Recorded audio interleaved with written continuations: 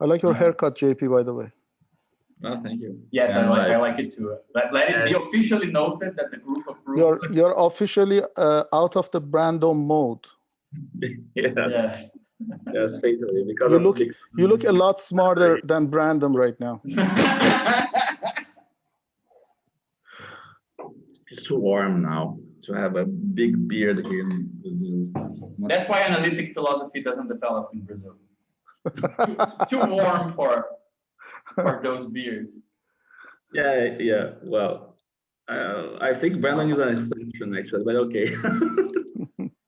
Yeah, but it is a question why there are so many cognitive science or philosophers of mind that look like they were in Megadeth covers or cover bands. Yeah, Daniel Dennett, David Lewis, right? Yeah, there's a bunch of them. Chalmers, man, he's like a lead guitarist in one of those. And by the way, I meant to reach out to you, JP. You did a presentation on that Evans article. It was awesome. I read your presentation afterwards. I had not seen it before. Both your presentation and Evans' essay. Which I did it with Pedro, who's here as well. Pedro, very good job on that presentation. It was like a tour de force.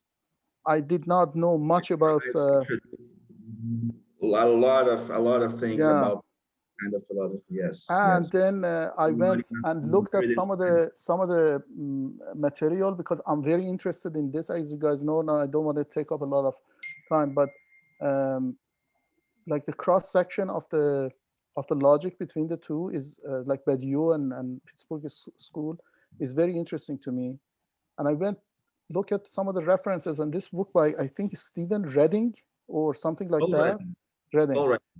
Paul Redding, yes. It looks amazing. So I'm planning to, when I get time, to go through it. Analytic thoughts, right? This is the one. Well, it's about Pittsburgh School. But, basically, yes. They spearhead. So I recommended that like even we read it and do a short presentation of the book. Evans' essay is mainly based on that book. Yeah. Well, of course. Where's the link to that presentation you and Pedro did? I don't think I saw that. Yes, it's in the playlist, right? Our presentation. Yes. Okay. I thought you guys meant the second one, and I was already jealous that I didn't see it. The second one.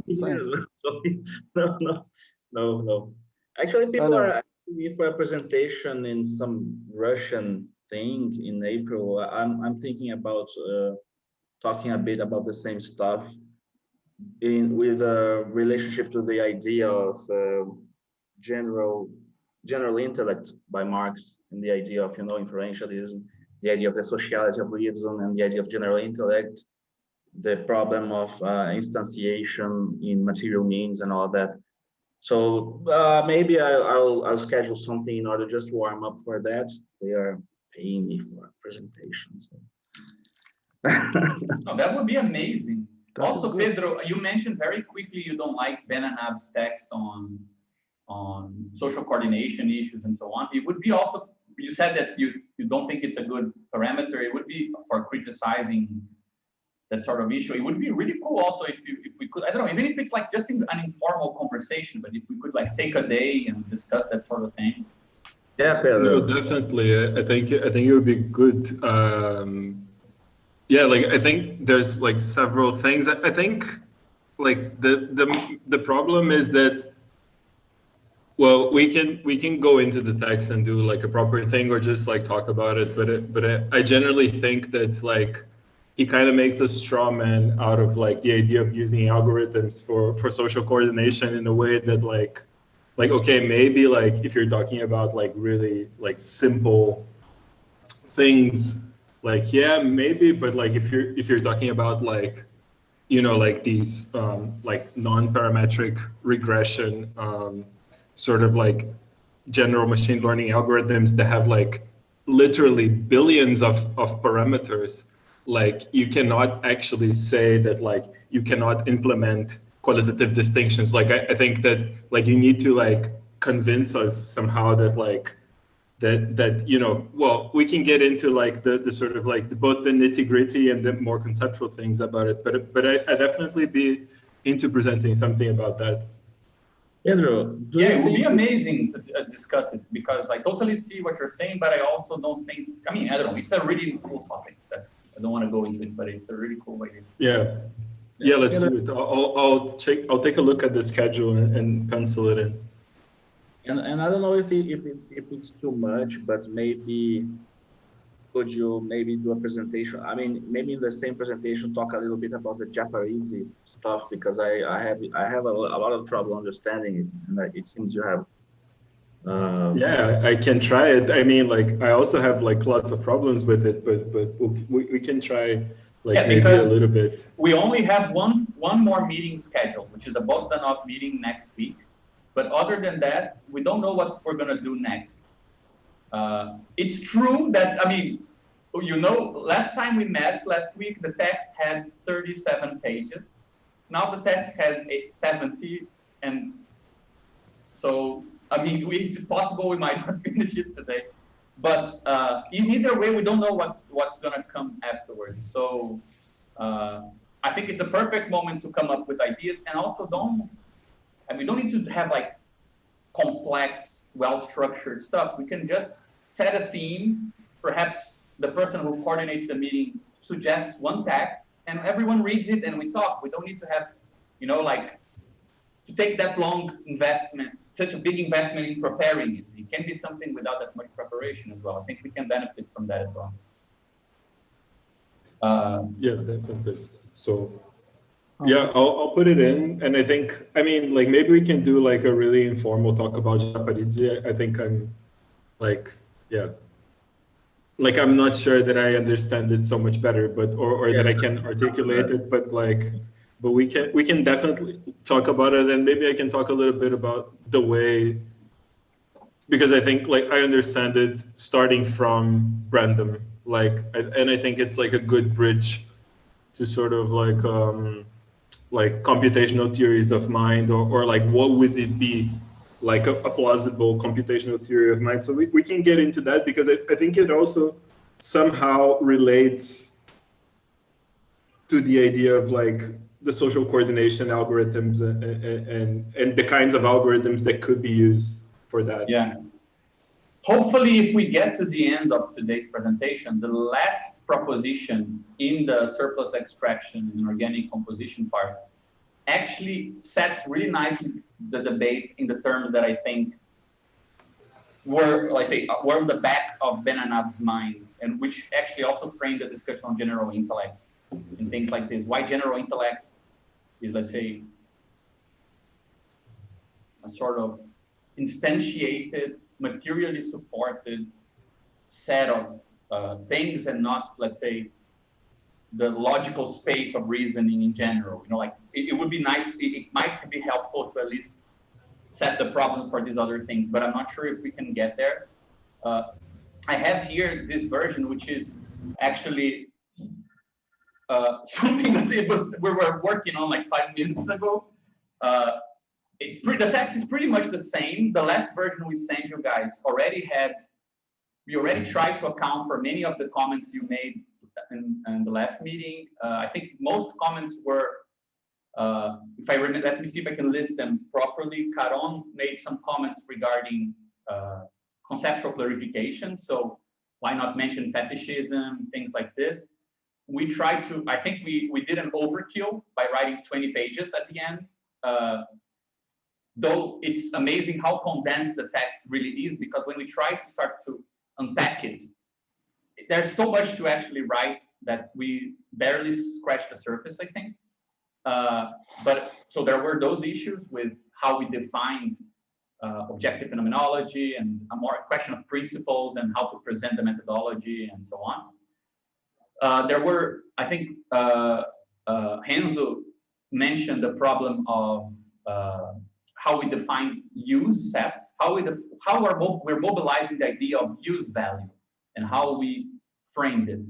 And I think a lot of the work this past week went into trying to add to the primer a more refined definition of that. I mean, I don't think we're going to go into it directly right now because it's on proposition 2, right? But proposition 2 changed a lot because of that. I think that writing the text that comes afterwards also helps to clarify some things that in the conversation last time weren't very clear, not in the text itself, but in the way we described it, in terms of what the money form is, what does it mean to treat the value form as a sort of predicate logic and not a sort of mathematical equivalence, right? But either way, the idea, just so we don't get lost, the idea is not to go back through these things. And so, but if you do go back to them, you might find something more in line with the criticisms. And the idea for today was to work through this part here, right?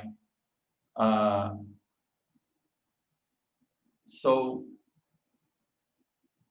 I think that one thing that I think it's worth mentioning, just as a sort of, just so we can go back to the text, right? I think it's first, just so we can contextualize where we are and things like this. So the first thing is this objective phenomenology, right? This approach and how to justify it. And I think it's just to give a very short answer to this and to recuperate what we already discussed. The whole project starts from the idea that in Marx's description in the first chapter of Capital of the commodity logic, you actually get two different descriptions. One that takes from section 1 to section 3 of the chapter. So what is a commodity? What is the labor in the commodity, or the commodity related labor, right? Concrete and abstract labor. And then the construction of the value form. And then what's the most famous part, which is section 4, which is called the fetishism of the commodity. And we try to articulate in the conclusion, but we also added this to the beginning of the text, that you can actually distinguish there two methods. And it's weirdly enough, though we usually think that the first one is the correct subjective apprehension of capitalism, and the second is the objectifying, naturalizing one, right? Fetishism, reification, and all the terms that are connected to that. We kind of invert that order, and we say that the method that Marx uses in the first 3 sections is actually one of looking for what makes a difference for commodities. So to define what is the differences that are internally related amongst commodities. And it is in the case of fetishism that he talks about how this space appears to us. So the subjective one is the fetishistic one. That's the one where you ask, okay, but how do things appear to us? And well, the fact is that the capitalist social space only appears to you in the form of commodities, in the form of relations between things, right? Let's not forget that even before that, in the first 3 parts of the chapter, thing is not even a concept of the capitalist world, commodity is, right? So when he says it appears as relations between things, it's because we shifted, let's say, the conceptual description, the description of how things appear to us, because the relation between private producers does not appear. In capitalism, people are producing commodities in tune with the supply and demand and the available allocation of resources and all sorts of things that are social, but you cannot see that from your own, let's say, subjective individual standpoint. When you look at it from that standpoint, all of that is invisible, and you only see commodities and prices. So things remain social in a way, whereas people's sociality disappears, right? So that's the fetishistic, that's the subjective version, let's say. And weirdly enough, it's the first part, the section 1 to 3 on the value form, that develops and in fact culminates with the development of, let's say, construction of an immanent I right? The money form is something like a gaze that sees commodities from within the commodity world, right? It's like you constructed an organ that is sensitive to differences in value. Therefore, it's able to sense value better than you can sense it, right? So that shifting perspective that happens throughout the first section of the book, of the chapter, that's what we're calling objective phenomenology. We're identifying with Badiou's perspective, because Badiou's method is all about kind of latching on to the description of a space that is only considering operations that make a difference to that space, not operations that make a difference to you, right? So for example, I don't know, I'm hearing a song or some composition. There is a part in it that, to go back to examples that Caron brought up, that include a lot of like highly inventive dissonance. From my perspective, it's just noise. I cannot tell it apart. But from the perspective of the musical world that song is included in, that composition, that part says something about what was previously happening. That difference makes difference, right? So that's, let's say, shifting the perspective between how you organize these differences based on what makes a difference to you, and organizing them in terms of how they relate through those differences, something like that. So that's what we call objective phenomenology. And I think that we didn't do a good job before we wrote the conclusion of stressing how strange a method it is to sometimes be able to define things. You know some things, you can talk about them. For example, we know that labor is different from, I don't know, other commodities because we see the difference. But it's hard to suspend that conceptual distinction and ask yourself if commodities can sense that distinction. Is there anything about the commodity world, the operations that are relevant to the commodity world that make labor different from other commodities? So sometimes we introduce things and we take a long time, like the path to arrive at a concept is much longer because we cannot simply, like say, trust the empirical fact that something is different or that we see it as different. We need to be able to construct it. That's why we added a sentence that I'm very proud of at the end of the text. Let me see if I can find it here.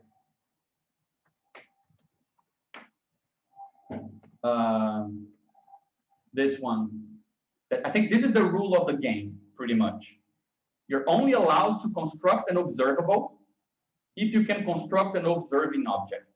That's pretty much what we do. Like, if you cannot construct something that immanently feels the difference, let's say, you cannot say you constructed the thing that makes a difference, right? Those two things are constructed together.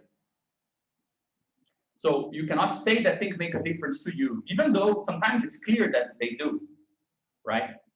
But that, I think, it's an important kind of proviso on method that clarifies why sometimes it takes 10 pages to state something like there is the money commodity, or, well, what about labor, right? So for example, that's a big distinction in our text that actually has a relevance to what we're going to present today.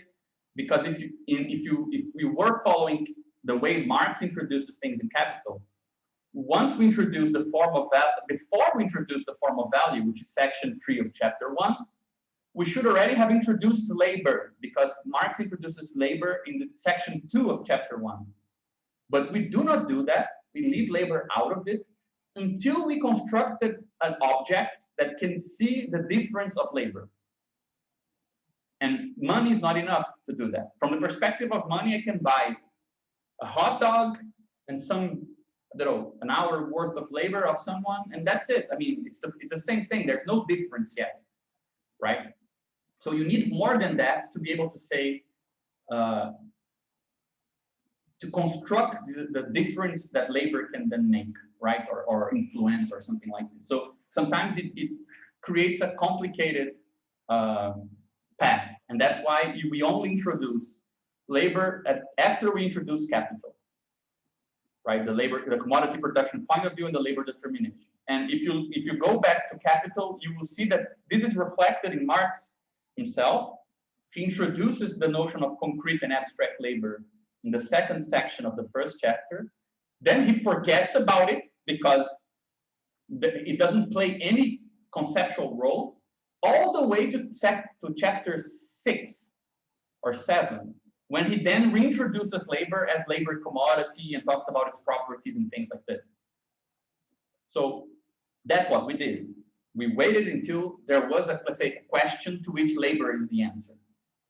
Before that, there's no justification for labor to be particularly intelligible in the commodity world, to use a parlance that kind of applies to what we're doing.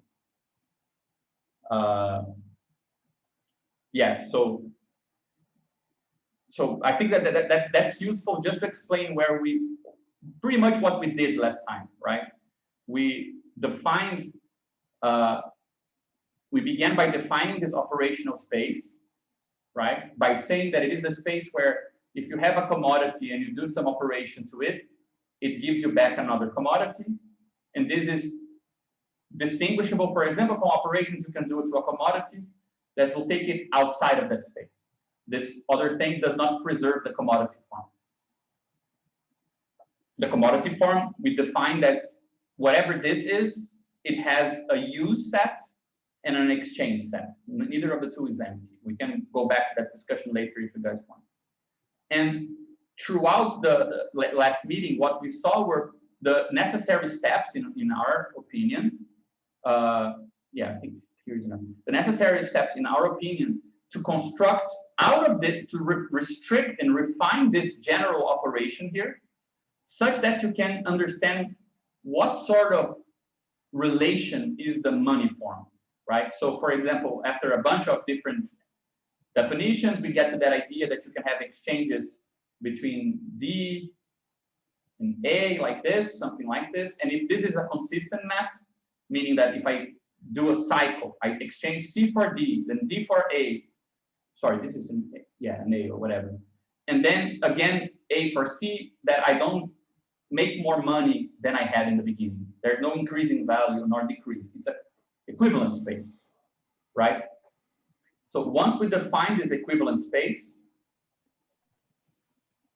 we showed how to construct an object here, which we call money, which is able to express all these different relations, right? And it's a very nice construction.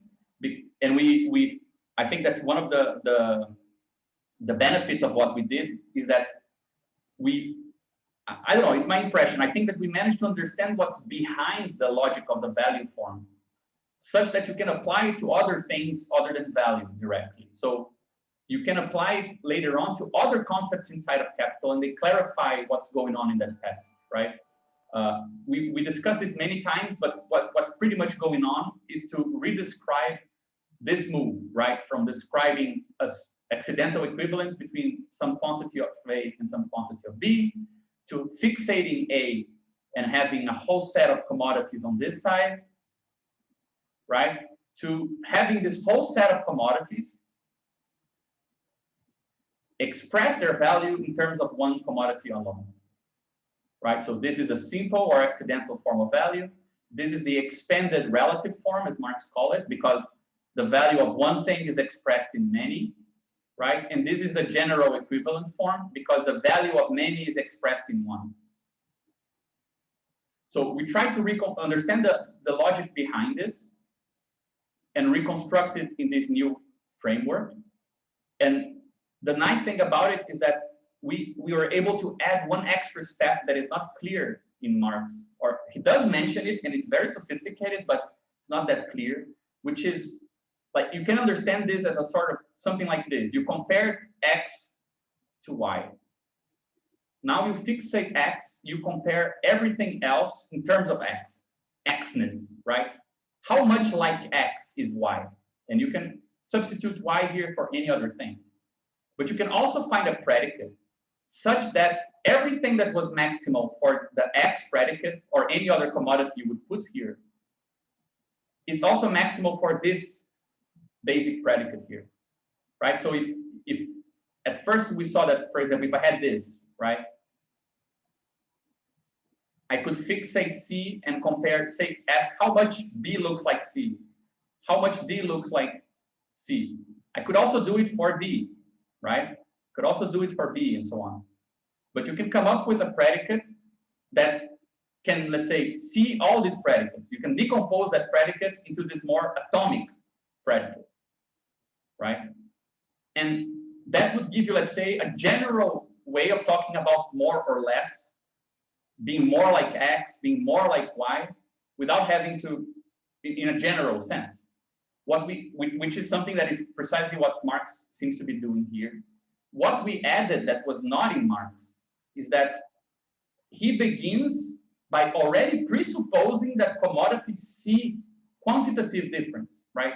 Some amount of A, some amount of B. So the quality and quantity difference is presupposed in this construction.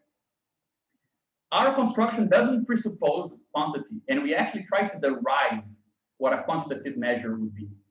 So after you arrive at this idea that there is some atomic predicate that can evaluate all others in this way, you can ask of it to have some property, which is a homomeric property, right? A self-similar property, such that if I have, let's say, M, and I split it in half, right? I have now here M2, and I split it again, all of these remain with the same quality, right?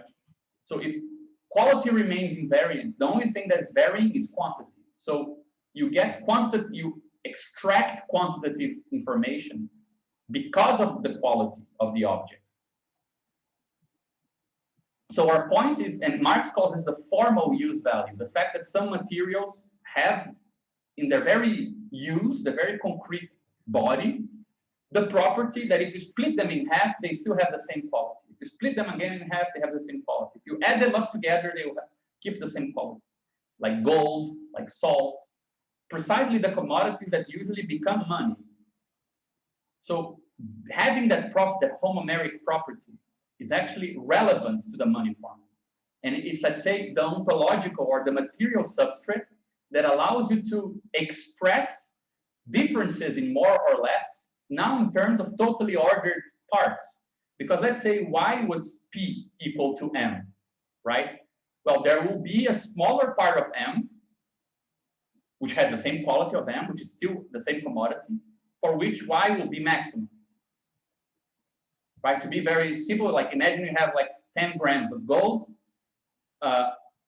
and Y is kind of like 10 grams of gold. Now I can divide 10 grams of gold. It's still gold, but now Y is like 5 grams of gold. So now you found a quantity, but you derived it. You didn't start from it. You didn't presuppose it to find it. And once you find, for example, this, you might be inclined to say that 2M is 10 grams. You can extract the quantity on the commodity side as well. So I think that this is novel, and I think it has a lot of consequences because it's a very interesting theory of how you construct a totally ordered measure for something that was previously not so.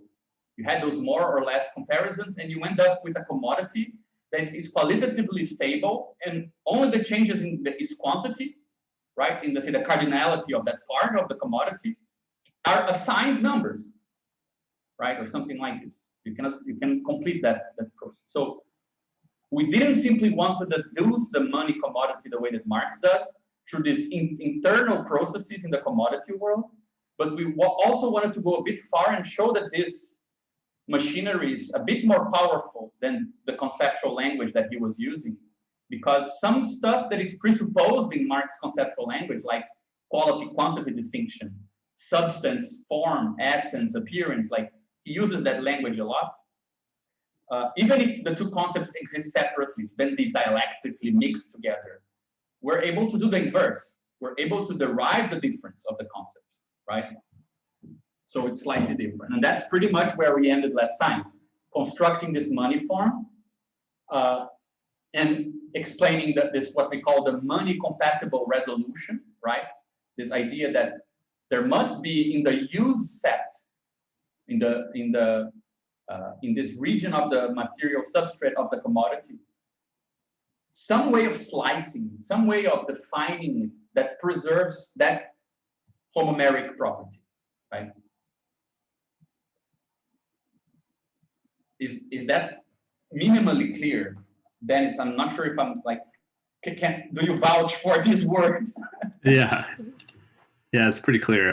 Yeah, I think I would just add that with the story about homomeric property, I mean, it is possible to count other commodities in terms of chickens, for example, or cows, right? Actually, every commodity has its own like kind of homomeric property, in the sense that like half a chicken is not a chicken anymore, but let's say, you know, it's very natural to think of 10 chickens and 5 chickens and so on. But I think the homomeric property, like the one we're talking about, is really this, like it's the highest resolution possible, right? Like, or highest granularity. So there is nothing, if you can divide any commodity, then you can do so with gold. Yeah, right? So that's a really good thing.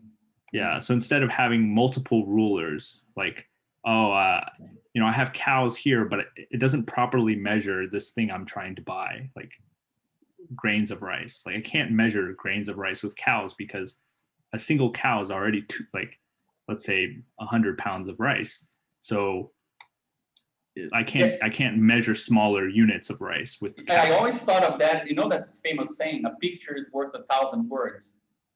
I always wondered, what do you do when you just want to say 900 words? Like, yeah, exactly. The picture can't measure 900 words, so you'd have to switch to a different ruler to measure 900 words.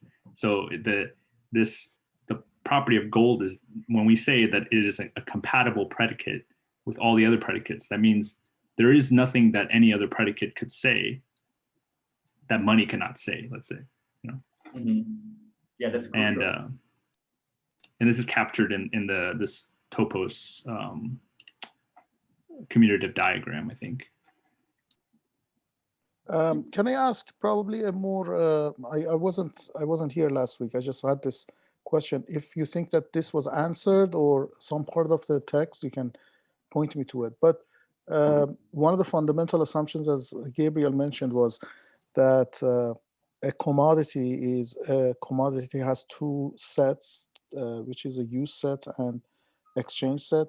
I mean, it sounded to me like use and exchange are like more like morphisms than sets. Any reason that we didn't go with the formalism of morphism? We actually do now, I think. Like the way now it's much more complicated the way we're defining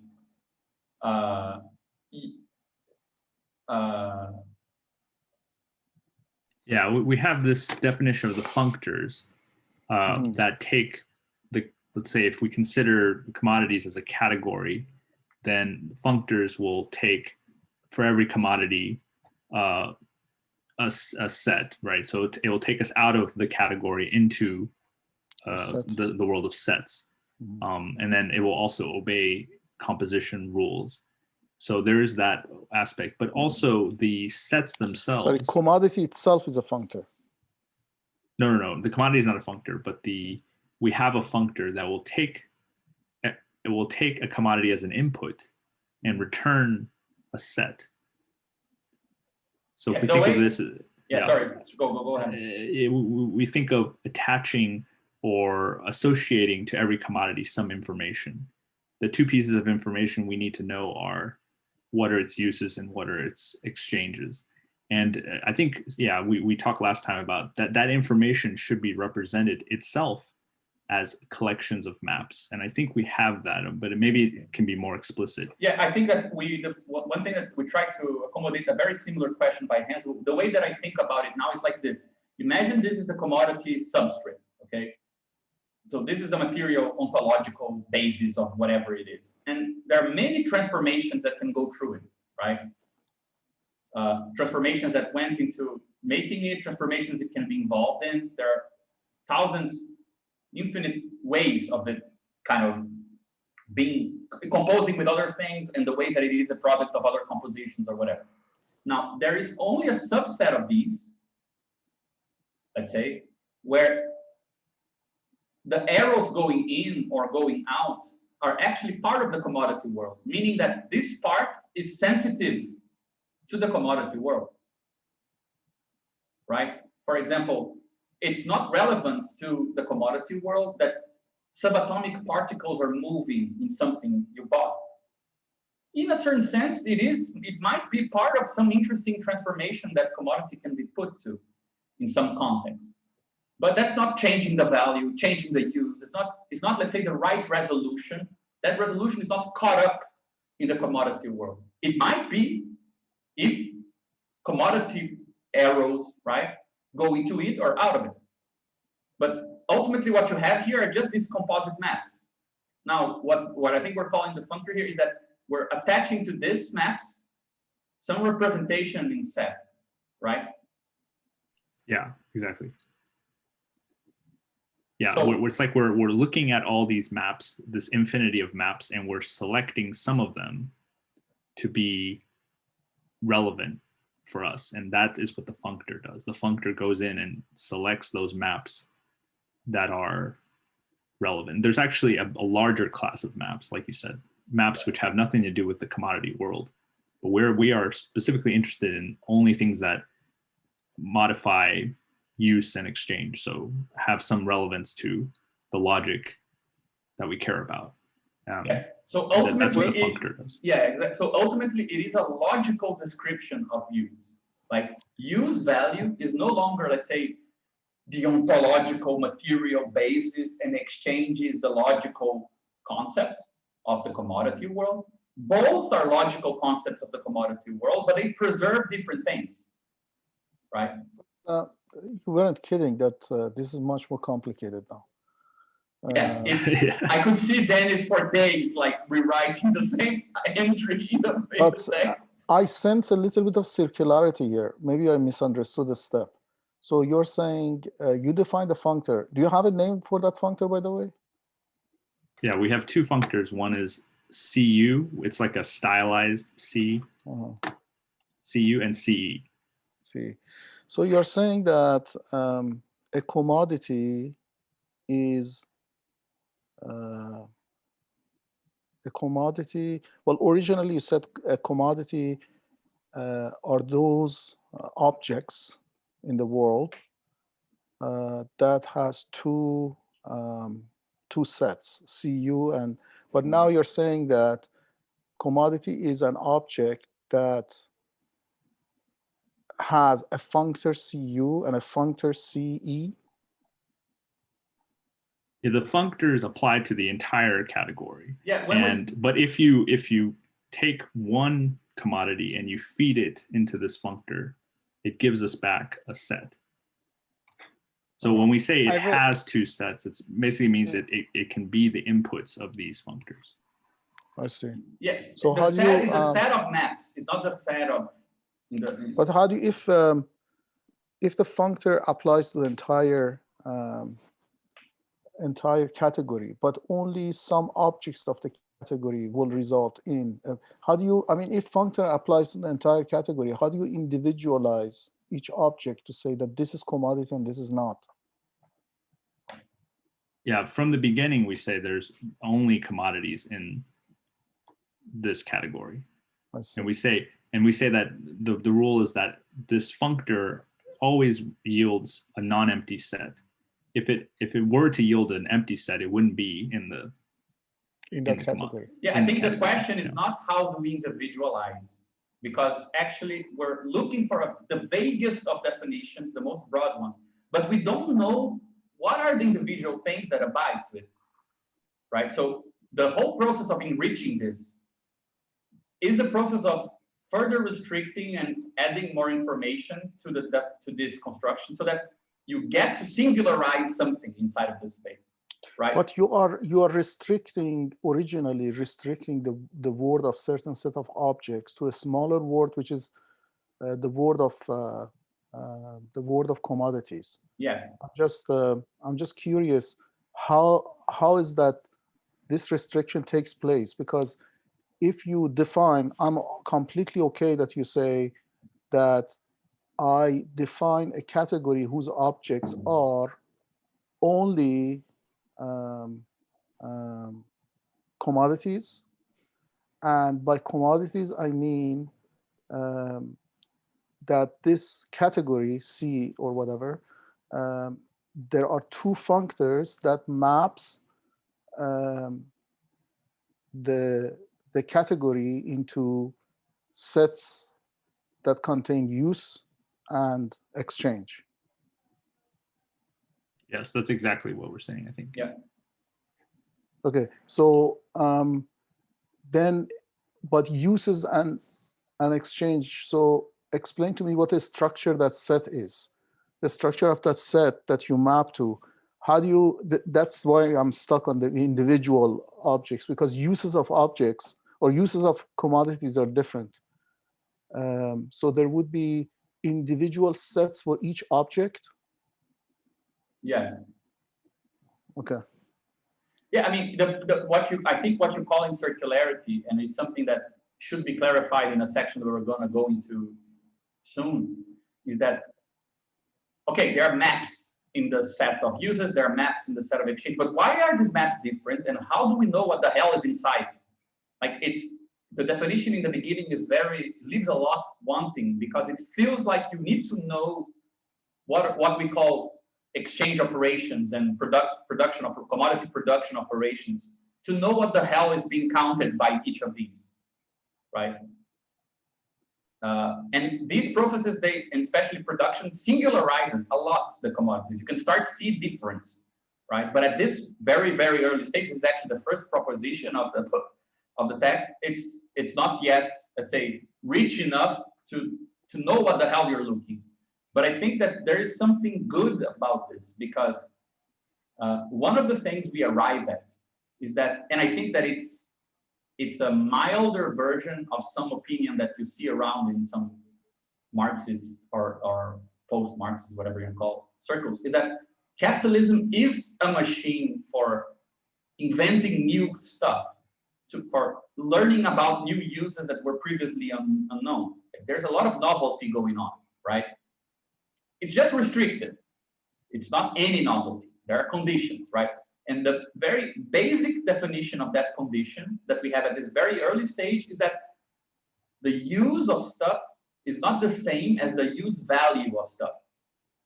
Mm-hmm. That little gap between what of a substrate of an object can be caught up in the commodity world, and the other stuff that object can be part of, in terms of weird transformations, compositions, whatever, that is simply shut off from that world due to logical constraints, right? That is the thing we're going to be exploring later on. So it's good to have that distinction already set very early, you know? So Gabriel, to go back to your earlier comment about like the relevance of subatomic movement or whatever, right? Like you could say like in standard metallurgy, that's not a relative issue, but if you're looking at building processors, it becomes an issue. So that would be a case where, because the atomic component is being somehow expanded to include needing to think of some atomic processes as part of the commodity process, right? Yeah, something like that. Yeah, exactly. That's a great example. Yeah. I want to ask also, how are we gonna interpret maps between use sets, right? Because you're talking about CU as this functor. So how does it, for example, like let's say we take in the commodity world, right? A commodity preserving function could be like exchange of two commodities, right? I just exchange one to the other. So what does this functor do to like a one-to-one exchange? Yeah, so I think we were, although I still think we didn't go all the way to make spelling this out, but I think every CU, every use set has commodity producing maps. Actually, if you go to 2.2.2, 2.2. Yeah, like Gabriel, if you scroll down, it's in like one of the sub points. It has 4 2s. Now this is where you can use that index. Yeah, so we say we introduce this thing called O, right? O is the set of all operations. It's similar to the like the Hom functor, where if you feed it an input and output, it will give you all the commodity preserving maps between that input and that output. And then in the other one is 2.3.6.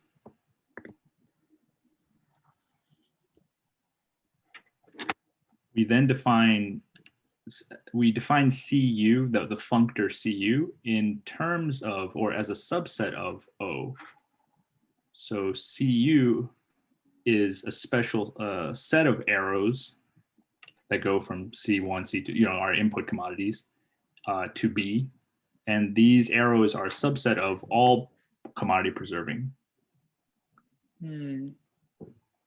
So that would be my answer there. Like CU is But the simple answer to, I think, the other part of the question is that, for example, exchange is defined in point 3 as the case where you have an inverse for the use sets, right? So if A is exchanged with B, that means that, let's say, you invert the use sets. So now whoever had use set 1 has use set 2, right? And whoever had use set 2 now has use set 1. If the exchange sets are equal. So if these commodities are set to be equivalent, you have like a swapping of, I mean, it's not a swapping, but you have this version of the use sets, but they are preserved, right? So exchange operations, they are, let's say, use preserving. And this is actually, if you go to that guy, Alfred Sonretto, that's what he called the act of abstraction in exchange. The act of exchange in capitalism presupposes that use doesn't change. If while you are changing, things are mutating, you couldn't exchange, right? Of course, in physical world, they are always shifting, right? But for the relevant resolution of use, they are, in the commodity world, they are preserved. So if I was buying it because it's useful for something and it stops being useful in the process of exchanging, I stop the buy. Can I ask a question again? Wait. Sorry, go ahead.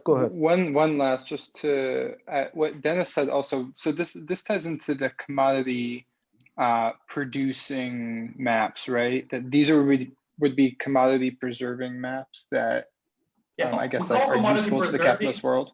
Yeah, we call commodity preserving any map that the output is still a commodity. So we could say like exchange is use preserving, right? And commodity producing maps, they're not. Like these two things go into some new thing, right? Where the use set of this new thing, for example, might take parts of these, right? Yeah, they're distinguishable. Like the use is somehow like a non-trivial combination of the inputs. Where the trivial combination would be like it's just if you just group them together, that's not really producing anything. But if you were to somehow like mix their uses in a way that would produce a totally new use set, that would be that's mixing their uses and not their use values, right? Because something that was previously not valued once combined can become valuable, right? Yeah, the use values, I mean, at first, because you're buying things because they can go into commodity production, right? Or because they are simple consumables, as we define them later. I mean, I think some of the answers to this question become clear as we go along. But ultimately, I mean, of course, that if you change the use value set, so you produce a new commodity which has new use value, something changed in the substrate. So it's something changed in this general sense of use, right? But for example, from the perspective of somebody selling some object, so far as the use value was preserved, they don't care about other changes to the object. Like one is a bit more smudged than the other, one is has a slight defect. But for example, an artist who collects defected things might consider that particular defect to be relevant to use. But that's not something that money sees, right, up to some point. And this is still localized to a bargain space, right? So let's say, for example, you were buying two chemicals, A and B, to make C. And for a particular bargaining space, the uses of A and B didn't have any value, but they could have value in another bargain space, right? But we're talking about localization at a bargain space level. Yeah, I think we should just distinguish something that will be very important later on, which is the difference between what we call the bargain space, which is possible exchanges from the standpoint of a commodity, right? So I have one commodity, I see what more or less is exchangeable with it, and the concept of consistent exchange space, which is the space already made consistent such that the business cycle is efficient and without arbitrage, right? So the consistent exchange space is no longer from the perspective of a commodity, right? Even if you shift perspectives, it's consistent, the evaluations. And that's where you get a money commodity. So yes, you're right with the idea, and that's why I mean that this is relevant because, for example, merchant capital buys something in a consistent exchange space and sells it in an exchange space where the use is different. So it might be more wanted there, or it seems more valuable there, right? So we want to have the means to talk about that. So it goes in the direction of what you're talking about. But I think that, so at the end of section 7, we have this idea of the money commodity, the consistency of a network of exchanges, what we call also a consistent exchange space. And you have this idea that within this space, right, whatever commodities you have here, whatever relations they can establish amongst each other, right, there is some version of the money commodity that can see that exchange. Right? Gabriel, when Yeah. we talk about use and exchange, we are talking about the use of a commodity for another commodity, not use for somebody who consumes it. Exactly. That's the difference between use set, use value, right, and use in general. For example, the use of I don't know, grease for a commodity production operation is a certain resolution where grease counts in a certain way, and other greases count the same. For an artist who uses grease to paint, right, it is different, right? So it is almost how an object appear or becomes part of the construction or constitution of another object. Yes. So like brick is part of the constitution of a wall, and a wall is a part of the constitution of a room. A room is part of the constitution of a house. Like following simple but use examples. Yes, I think that's pretty much it. In other words, it's a sort of compositional relation between things that go into the composition and the thing composed. That would give us this commodity producing operations. So if the product is a commodity. So can you give also a very simple example for exchange when it is not a subjective phenomenology? Like how would, from a pure objective phenomenology, what does exchange mean? Exchange is, let's say, compositions that preserve use value, right? Which is like what Badiou defines relation, right? A relation is a composition where the existence of the things being related is preserved, to simplify a bit, right? Mm-hmm. So insofar as the existence of the commodity is tied to its use and exchange set, and an empty use set means it doesn't exist as a commodity, right? So exchange is a sort of operation that when the use value doesn't change, really means when the constitution of the object does not change. Exactly. So logically, or at least operationally from the space, from the perspective of your transcendental, exchange takes place between two objects when object A and B, when they are exchanged according to the operation of exchange, the functor, B has the same constitution as it had before. Yes. I.e., it has constitution parts the same as before. Mm-hmm. Yeah, I have a slightly different thing that I wrote on. We talked about on part 3. Actually, yeah, exactly number 3, where it's just in terms of arrows, it just means the arrow has an inverse, because if you say that nothing has changed in the constitution, that means that you should be able to reverse it, right?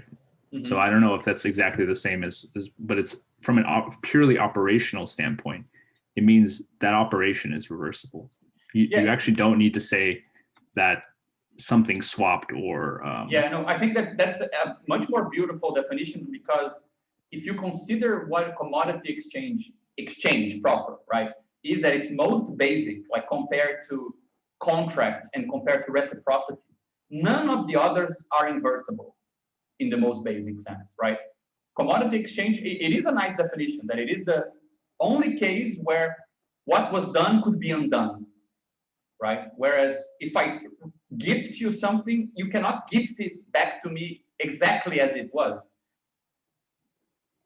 But how do you, with this definition of the exchange, how do you right? I mean, the only way that you can say the use hasn't changed if it is with a form that is like money. Whereas if in the form of barter, the use has changed. No? Why? Because, like, for example, No, the use of the two commodities still exists. So I had a cup, it has some uses. You had, I see. Milk, it has some uses. Yeah, the uses of milk and the uses of the cup are preserved. Right. I keep confusing, I think, use value with use again. And I think that the other thing it's important is that, without property contracts, which are not commodity concepts, they are state contract concepts, all trades could be invertible directly. Like I sold you something, you say, give me back. Like I don't want it anymore. It's the same. You don't lose anything from the commodity point of view because the two things are still the same and the value is still the same. No value was lost. It's the alienation in the property contract that establishes this sort of non-invertible constraint on the otherwise invertible exchange, right? From the standpoint of contracts, if I sold you something, we cannot undo the buy. What was sold, right? It's your problem. But identity operation also doesn't change the use value. Is identity operation a form of exchange? Yeah, we call it a self-exchange. Okay. Sorry, I'm not well versed on your text, so I may be asking things. No, guys, this is important. This is helpful. I just mentioned this thing about the property layer because it also helps us to move along a bit with this new idea. This is something we sketched in many conversations before. This is neither in Marx nor in Badiou. It's something we took from Kojin Karatani, and we didn't really develop it that far. In the conclusion, we say it's like introduced in a quasi-formal way. It's enough to be operational within the text, but it's not enough to be, it would require a lot of work. And there's an interesting literature on the topic of multi-layered networks or spaces that have many layers that it's interesting to treat them separately and look at their relations rather than treat it all as a flat thing. But the problem is that this literature is usually concerned with predicting the probability of some events based on the weights of the layers. So we're friends in offline space, we're also friends in online space, we're friends in the workspace. So the value of the nodes that we have in each of these spaces is influenced by the weight of these values separately. Whereas if I'm not friends with you in the workspace, but I'm friends with you in social networks and outside of work, the probability that the weight will change or a relation will be formed in the workspace is great, it's big, right? So it's usually thought in terms of probabilities and how they map onto these matrices and relations. They are not really, nobody's really trying to formulate this problem in a way that is so clearly attuned to what we're doing, where we don't want to simply talk about how, let's say, relations in one layer induce relations in another or other way around. But we want to consider this almost like you have three spaces, right? And sometimes to glue separate parts on one layer, you can use operations in the layer below, things like this. So it's slightly different, and I don't think we have found, I mean, probably there's a lot of research to go there, and also a lot of research, we'll get to this in a bit, a lot of research to define the other transcendental layers immanently. So pretty much what we did from proposition 2 to proposition 7 on the money form, what would this look like for social contracts, for reciprocity relations? We have no idea. So we tried our hand at this. We can probably discuss it some other time. I'd love to talk to Thiago about this. I've been scratching myself not to annoy him with this, but you'll see that we need this. So the thing is, the first distinction that we make with regard to Badiou is that we call this space of operations closed under composition of its parts and equipped with this complete Heyting algebra that allows you to assess the degrees, right? Assign degrees to these relations, a world, right? And the complete Heyting algebra, the transcendental. And since we showed what the commodity space is, and we showed the money commodity and the price structure, we call this commodity space, right? This space closed under composition of commodity parts, a world. And we call the price structure induced by the money commodity the embodiment of its transcendental, right? It gives a material existence or an internal existence to these degrees inside that world. So pretty much this follows the whole greater logic of logics of worlds, and it gives a definition of the commodity world as a world, right? But this is where we diverge. We say that transcendent, this definition does not require the exclusivity of a single operational closure. So just because you have something like this, that you can reach the limits of this space, right? You can reach these limits by looking at commodity preserving operations. That doesn't mean that, for example, there are other ways of exploring the same space, for example, with a different operator that sends X to X, for example, right? Some other sort of function that, okay, it explores part of it. It reconstructs or projects the same stuff in a different transcendental light. So what actually defines for us, let's say, a transcendental is the reach of this closed space. So we call a multi-layer transcendental a world that has more than one relevant operational closure. We call the dominant transcendental logic the furthest reaching one, meaning the one that can see the most, right? In the sense that we were talking about, like you can construct objects that will be able to tell the most differences, right? That's what maximally reaching means. And we call subdominant transcendentals, and we write with the underline symbol to the transcendental, those operational spaces which also have all the properties of a transcendental, but they see less of that same space, right? So imagine, for example, I don't know, if you have the natural numbers, the successor function is able to see all the natural numbers, but the Fibonacci sequence is able to only spot some of them. It does provide an order, it does provide some particular precise structure. It might be more interesting than just studying the successor function, right? But ultimately it sees less in this. It might not see less, in fact. It might be richer in properties, but we will call the dominant one, the one that sees most differences of that space, right? Perhaps this is not the best example, but I hope it helps to see the difference, right?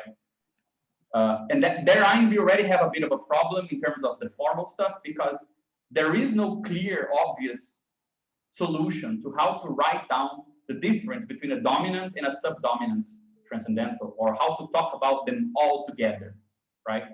So we write with the upper subscript, the superscript when it's the dominant. We write with the bottom underscript when it's the subdominant, and the full writing is then like this, right? T upper I lower JK, for example. So a multi-layered world will have a transcendental that's written like this: lower closures and an upper closure, right? So in the which means that for each of these transcendental layers, you will have their own identity functions, right? They have their own ways of their own operational space, right? And their own way of evaluating those spaces, right? So following Karatani, we call a capitalist social formation a world which has this form, TCBA, where C is the dominant layer of commodity relations, B is the subdominant layer of social contracts, and A is the subdominant layer of reciprocal relations. So this is the one point that we talk about these other layers more affirmatively. We just say that there is some subsets of these worlds, right? Some spaces which are inputs and outputs of these communal transcendental operations and legal elements that are the inputs and outputs of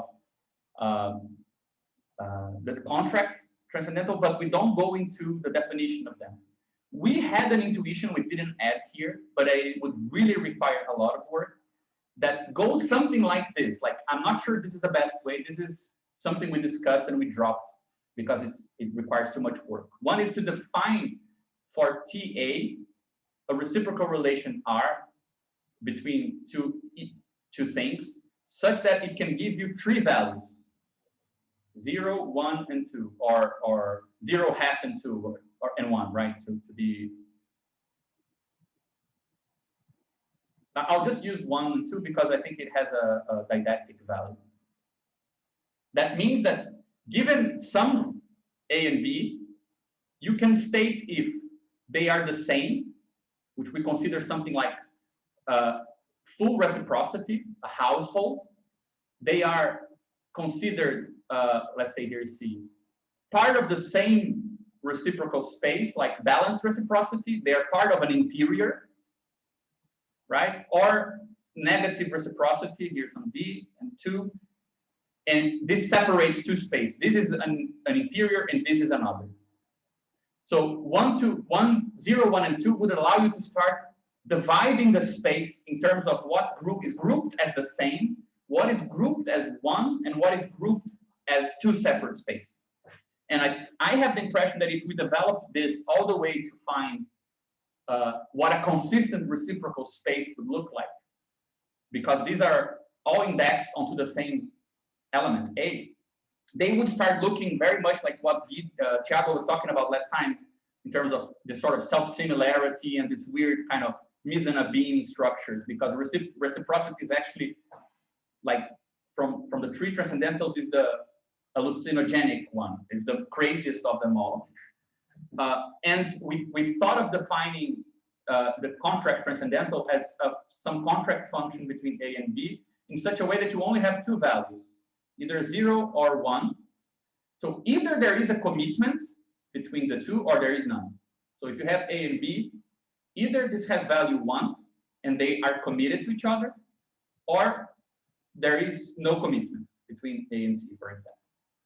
And you can start defining, let's say, again, moving towards the money form, this sort of consistent space that allows you to make all these relations consistent. You would start arriving at situations like you have a king, where everyone has a commitment to the king, right? So power would be defined by the maximal amount of commitments that someone has. So from the perspective of the king, you see everyone because you're committed to everyone. But people don't see each other because they're not committed to everything. They're not committed among themselves. And you could, anyway, we didn't develop this far, as you guys can see, but it's just to show the sort of crazy talk that would be needed to turn 8.2.1 into a separate paper that would actually describe this, because it would definitely take another 70 pages to flesh out these other two layers, right? So we leave this, at this point, there is no definition of any particularity of these two identity functions, or these two contract and reciprocity functions. We leave them kind of as they are. And we just introduce some, what we call interlayer relations, right? So if you have this sort of idea that we can talk about the exchangeability of A and B, right? But we can also talk about the reciprocity relation or about the contract relation. You have these three layers, right? TC, TC, TA, and TB. We want to be able to at least mention how these things might interact amongst each other. So we define a couple of operations, though after Dennis asked me some questions, I'm no longer sure if they are all different from one another, but we define what we call layer dependence to be the case where an operation in a given layer entails an operation on another, right? So if, for example, exchangeability is maximal in one, and there is an exchange relation, for example, between labor and money, there will be a contract relation that follows, right? You only exchange, so if you exchange, you also change property rights. So for example, formal employment is a case where exchange of labor for money implies a formal commitment. One thing goes with the other, right? So those two values, if they change together, right? We call layer conformance the special case where this operation concerns existence. So for example, a plot of land can only become a commodity if first it is recognized as private property, right? We will write this usually something like this, which again is not consistent notation at all, but imagine that something becomes a commodity if first it is indexed in B, so it gains existence in B, and then it can be treated as a commodity with an exchange set and a use set, right? Because land is not produced by commodity production. So it has no a way of assessing its value or of exchanging before it was made private property. This is what Marx called enclosure, right? So layer conformance is this idea that to come into existence in one layer, a previous operation might be needed in another. Then we call layer exclusion is something like the inverse case, where existence in one layer implies inexistence in the other. So the classic case in political economy would be the fact that for labor power to be a commodity, an individualized property commodity, housework and unpaid care work needs not to be a commodity. Because if housework was counted as commodity relevant, right? If that work had value in the commodity world, the cost of the labor commodity would rise, and no minimum wage would cover it. So there is only the labor commodity if there is no housework commodity, so to speak, right? We'll get a bit more into this later on, and we define one last one that's the one that Dennis mentioned that it doesn't seem like this is a separate one. I'm not sure how to define this if it's not correct, but it's the idea that there are operational paths that are not available in one case, and they're kind of mimicked by some operation on another layer, right? So that, for example, there is no jump from A to B in one layer. There's nothing here, right? But if you look at it in the other layer, there is a jump to this, and then you come back. Right, so this would never happen, and we will see a case that's exactly the case. This would never happen, but if you treat it as only being part of some other layer, and the case that I have in mind here is, as the example we give here, how do you explain usury capital, right? The case where money becomes more money. That should contradict the law of consistent exchanges. But first you reduce money to a gift. Then when you give it to someone else, they owe you something more than what you gave.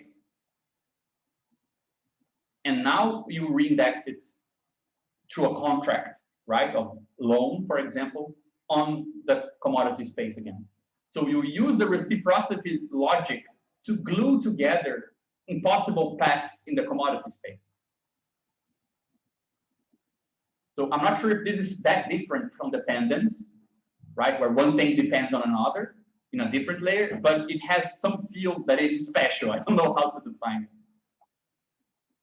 Yeah, that's what I was confused. I thought it would fall under dependence because the synthetic act of lending is based on a different layer, but it has been, let's say, reified or promoted to, I mean, because you can talk about lending in a commodity world, even though it isn't naturally part of the commodity world.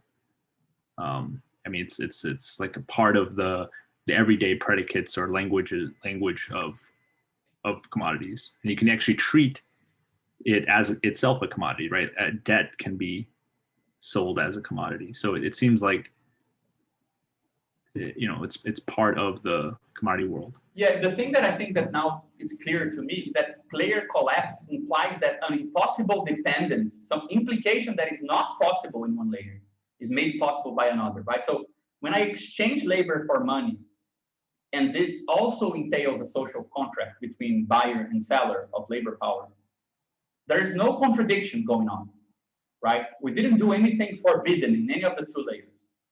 But when I treat money as a gift and I introduce credit as a relevant category, which is not a monetary category, it's a reciprocal category, like David Graeber studies this in detail.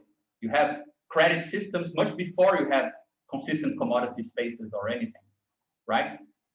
You're actually going to bypass an independence at the level of commodity world by a dependence on the level of reciprocity. So you're almost doing something that looks contradictory or impossible if only commodities were looking. Like interest capital, no wonder that it looks like magic. And there are many books written on alchemy and usury, because it is like magic to turn money into more money with no productive activity in between or merchant activity, right? It's because alchemy is connected to, you know, the animistic properties of stuff. It is a reciprocal dimension where you're negotiating with nature and not negotiating with the world and not simply exchanging equal for equal, right? So you kind of cheat on the commodity through layer collapse, right? Yeah, I see. Yeah, it seems still like a extreme case of, because in layer dependence, if A depends on, or sorry, B depends on A to the maximum degree, then if A was not true, then B could not be true. So if in this case we say A is the community and let's say B is lending, then it's the same thing, right? We're saying that in order, yeah, but you the see, community you inverted system, the order. Like in the layer dependence, we're saying if we exchange money for labor, then there will be a contract. So if something happened in the layer we're interested, then something will happen in the other layers. In layer collapse, we're saying only if something happens in the layer we are not interested, something will happen in the commodity space. Okay. Right, the implication is inverted. Only if there is a magician of money, meaning a bank, right, there can be interest capital. And in the first case, is the inverse. Like the dependence starts from within the layer and it induces a relation on other layers. And layer collapse is an extrinsic dependence inducing a dependence on the layer we're interested. Yeah, so it really comes down to. This is not written here. This is definitely not written here. A lot of subtext, yeah, in this one.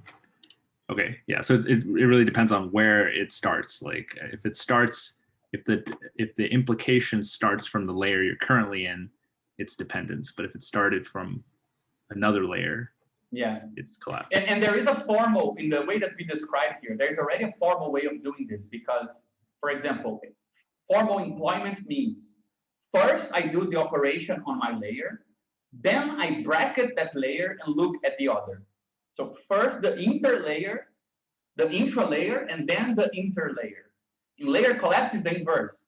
First I bracket the value of money, treat it as a reciprocal object, and then I unbracket back into and see the consequence in the commodity world, right? So the bracketing, if we were just to write it down, we will see that the order of the operations is different. So if you were to take modern loans, for example, you'd actually have some kind of combination of collapse and dependence, right? Because you'd have this fundamental collapse of the gift moment, but also all modern loans are written in contracts that are backed up by the state. But that's more of like, there were already loans and then the state came in to underwrite them or enforce them, right? So that would be a case of, but when we're looking at modern loans, we're looking at it localized on both. Exactly. And that's exactly how we wrote it here. There is a path from a certain amount of money to another that exploits the layer collapse of M1 on TA and TB, constraining the body commands to the debt structure of gift giving in order to guarantee through a contract the return of a higher sum. So this is the notation for forget TC and TB, only consider TA. So M1 only considered in the A layer. Forget TA and consider TB, and you will get a new the quantity of money as a contract. Forget TA and TB and go back to TC, and you will get more money than you had. Which is also where you can start selling contracts. Perfect. Yeah, you can sell this contract to someone else. Yeah. Okay. Right, but you see exactly this is the exact logic we're trying to apply. But I totally see that the layer collapse definition is not full. Actually, none of these definitions are proper. We should exploit the idea of layer of dependence in the sense of logical dependence and so on more fully, and this could definitely be further expanded. But the thing that was missing is that, as I said, this theory of dependence between layers in the literature is usually treated as probability spaces, matrices, and the sort of sum of weights of different layers. It's not this sort of logical description of different types of implication, different sorts of operations, right? Social networks are always treated with us as if the relations have no actuality, right? Social network theory is all about like nodes and points, right? You just have things like this with numbers here and multiple of these, right? You can have objects here that don't exist here, sure, but you have multiple of these spaces. And there's no way of talking about operations in particular for each layer. So I think that's part of what we were missing. So just to introduce the notation, we write this sort of thing, right? Tj / Ti, when you have this sort of move from one layer to another, right? The sort of conditioning or relation between them. So for example, Tj / Ti means that the object in layer J is it's only considered in layer J and Ti is bracketed, right? Or the inverse here. Now you undo that slash, for example, and only consider Ti, right? So you invert. Again, this could be much better described, but I just think that if just with this stupid basic idea, you already get a very rich language to talk about the sort of change between games almost, right? And how there is also a game of how to do this, right? So for example, when you're talking, no wonder, and we go into this, but if just with this stupid definition, it becomes clearer why credit implies an assessment of your place in a community, right?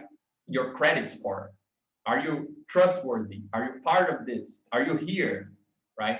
Don't lend money to people you don't know anything about, or to companies that in no sense are part of the same community of operations, whatever. right? There are conditions to belong. Whereas merchant capital will explore the inverse. It tries to go beyond the limits of a community. It does not wants to trade within reciprocal rules, right? It's looking for a frontier to cross because it wants the use of that thing to be reassessed, right? So we add this very snobbishly here. I wish we had written like the proof is left for the reader, but we don't prove that that commodity is a dominant mode in capitalism. The proof is indirect, though we can kind of see it in the next section, because we can define state and national borders, and the thing that sees across state and national borders is capital, right? So there is no supranational nation or supra-capital nation or supra-state of capitals or something like this, but there is a capital that moves beyond and between nations and states. So the reach of complex forms of capital, right, or what Marx called world money and things like this, is broader than the reach of these other operations, right? But we don't give it any kind of regular proof. We just say that that's the case. And I think we introduced here two nice concepts or two nice definitions of classical concepts that make a lot of sense, in my opinion. One is market is not a concept of commodity space. Market is a concept of a set of consistent exchange spaces, right? Those spaces where exchange is equivalent and that have a money commodity. It's those things indexed on A and B, right? So for example, if you have something like this, let's write a commodity consistent space, like commodities become money and becomes other commodities, right? And this is consistent, meaning that if I exchange this for another amount of money, it would give me this back and this would be equal, right? If you now index this on A and B, so give it a national or communitarian and a state or contract dimension, you've turned that into a market. You embodied it in the social formation, right? And a money commodity indexed in A and B is a currency. So money commodities are actually commodities. They're not money because the state said so.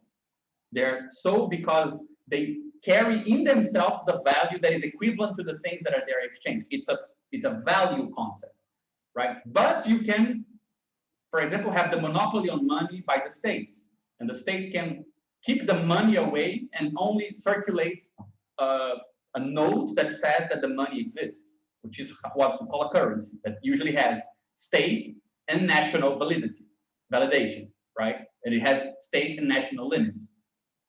When you say indexed by transcendental layers, is that the same as saying consistent exchange spaces made layer dependent on TA and TB? Yes. I mean, yeah, exactly. In the sense that you now imagine that, for example, if I tell you that some exchange happens in that consistent space, you can tell, because it's implicated, that it happened in some country, right? Those questions become, the answer to those questions become relevant related to that consistent space, right? So currency and market. And this could be done to other things. Later on in the text, we do the same to the worker, right? Labor power indexed on a contract layer so that the property owner of labor is now relevant. That's what we call a worker, right? Or a labor contract or whatever you want to call it, right?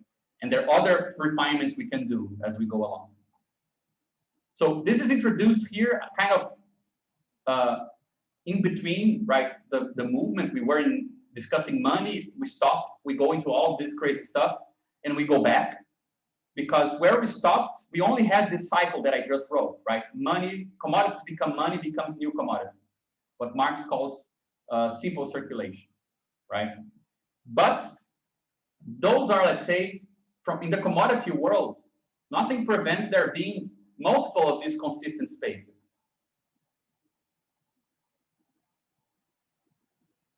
So we can inquire into the relations that go like this, for example, right? Or is there a way of considering this, seeing this as a thing, right?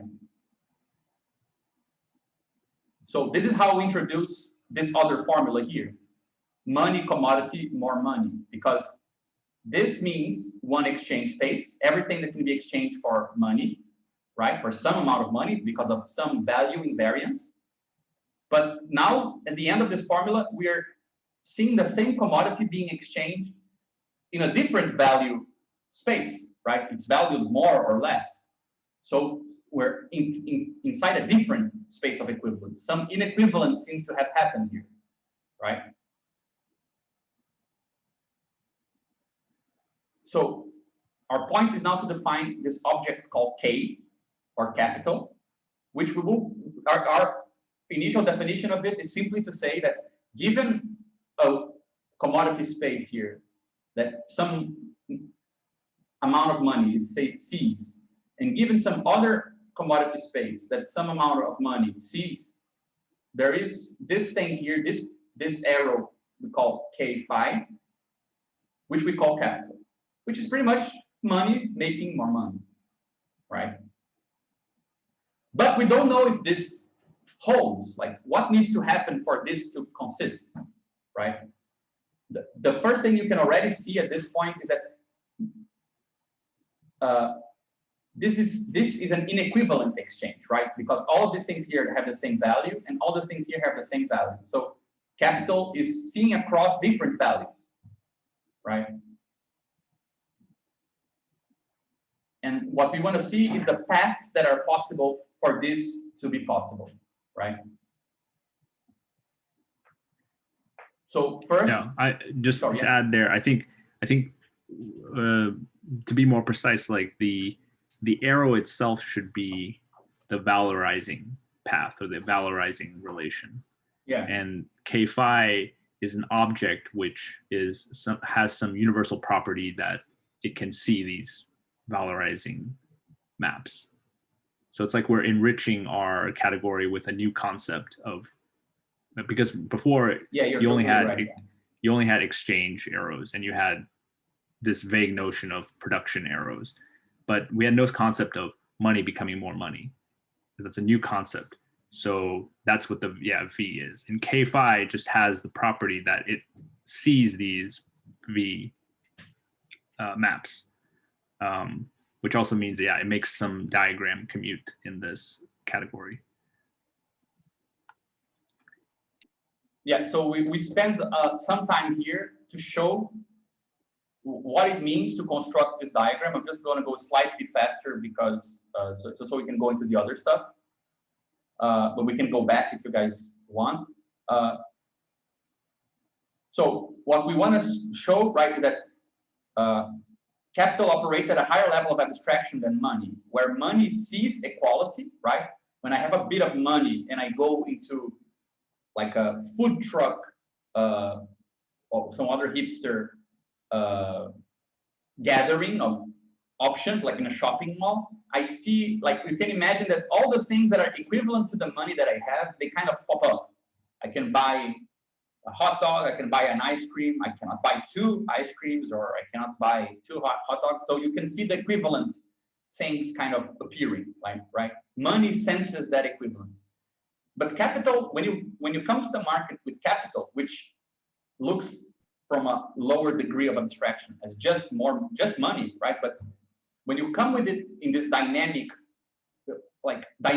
money, right? Money that wishes to be more money, so to speak, you won't look at things just because they're equivalent. You will look at things that allow you to take a path that will give you more money later on, right? So for example, this is a classic case here in Rio. When it's ridiculously hot, automatically some guys look at water bottles and they know that it's better to spend their money on water bottles that they can resell for tourists in the beach for more money than to buy directly their food. Right? So you're seeing the sort of dynamic range of commodities, the fact that they can become some more money than they're currently worth. You're not looking at what they're equivalent to in that moment. right? It's almost like you exchanged a fixed wooden ruler for a sort of elastic ruler that can measure the elasticity of the object and not just its current extension, right?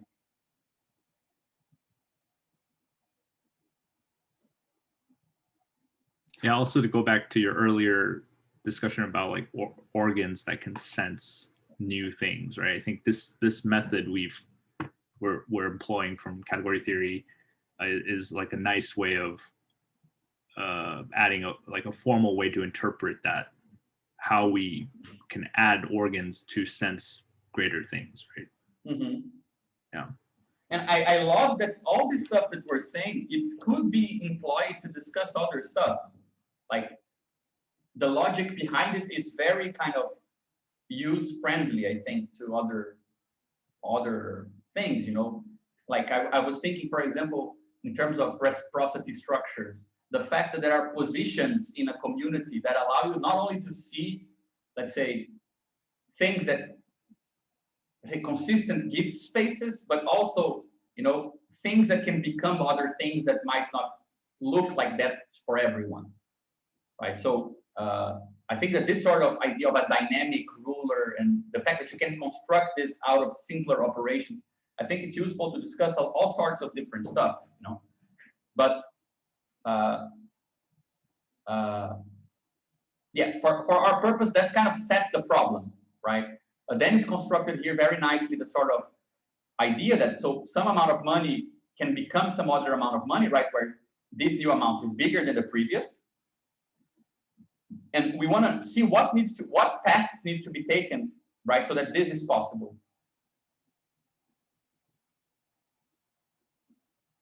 So this is how we introduce the distinction that Marx makes between the three forms of capital.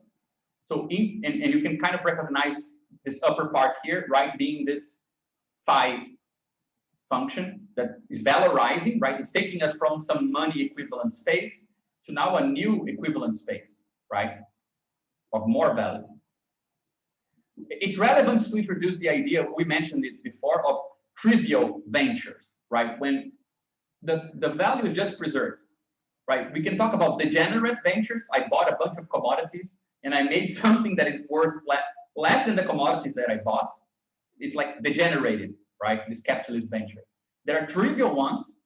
The stuff that I bought was just transferred the value to the product, but it's zero gain, right? Nothing was added. And then there are non-trivial ventures or valorizing ventures where more value is found in the end of this path, right? So we already kind of introduced the idea of interest capital as a path that exploits layered collapse, right? So there is this bracketing operation so that within the commodity layer, there were no commodities employed other than money. You had some money amount, you do something that depends on other aspects of the capitalist world, and it gives you back more money without any productive or any merchant activity, right? You didn't buy bottles of water to sell them on the other side of the street to tourists. This is how we define rather merchant capital, right? Here is actually our current attempt of writing what this means, right? This lower part. It would mean that you have the exchange function, right, of something with itself equals the reciprocal function of it with itself, right? Which here is on TA. So the existence of it on the commodity space is made to be the same as its existence on the reciprocal space, which yields a larger amount of money as a counter gift, right? And then that counter gift is which is this here, right? The first amount is equal to the same, so or is related to the second, it's the return, and this is indexed in a contract. So it's just a simple idea to how to notate this, but it's not really that consistent. But then we get to merchant capital, which is a second path from M1 to M2. But you first buy, right, some commodity with money inside the commodity space, so an exchange between money and commodity happens.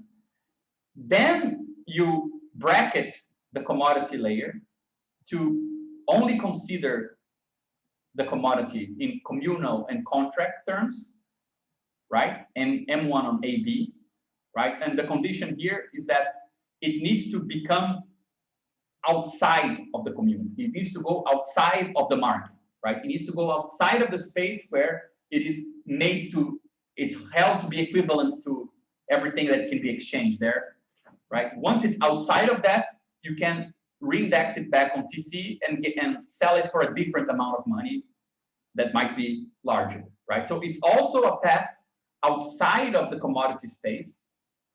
It's also a path that benefits from other operations from the capitalist world, right? We're saving capitalist world to the complete transcendental, and we're calling commodity world just the C transcendental, right? So merchant capital also exploits the rest of the determinations, but in the inverse sense of interest capital, right? While interest capital is exploiting what happens inside the community, so the internal reciprocity relations, the merchant capital is exploiting, let's say, the out of sphere of the community space, right? That part of the world that is outside even the negative or rival evaluation of what is considered the other, right? Which is exactly where silent trades and things like this might take place, right? So you go to a place where the commodity is reassessed in terms of its contract placement and its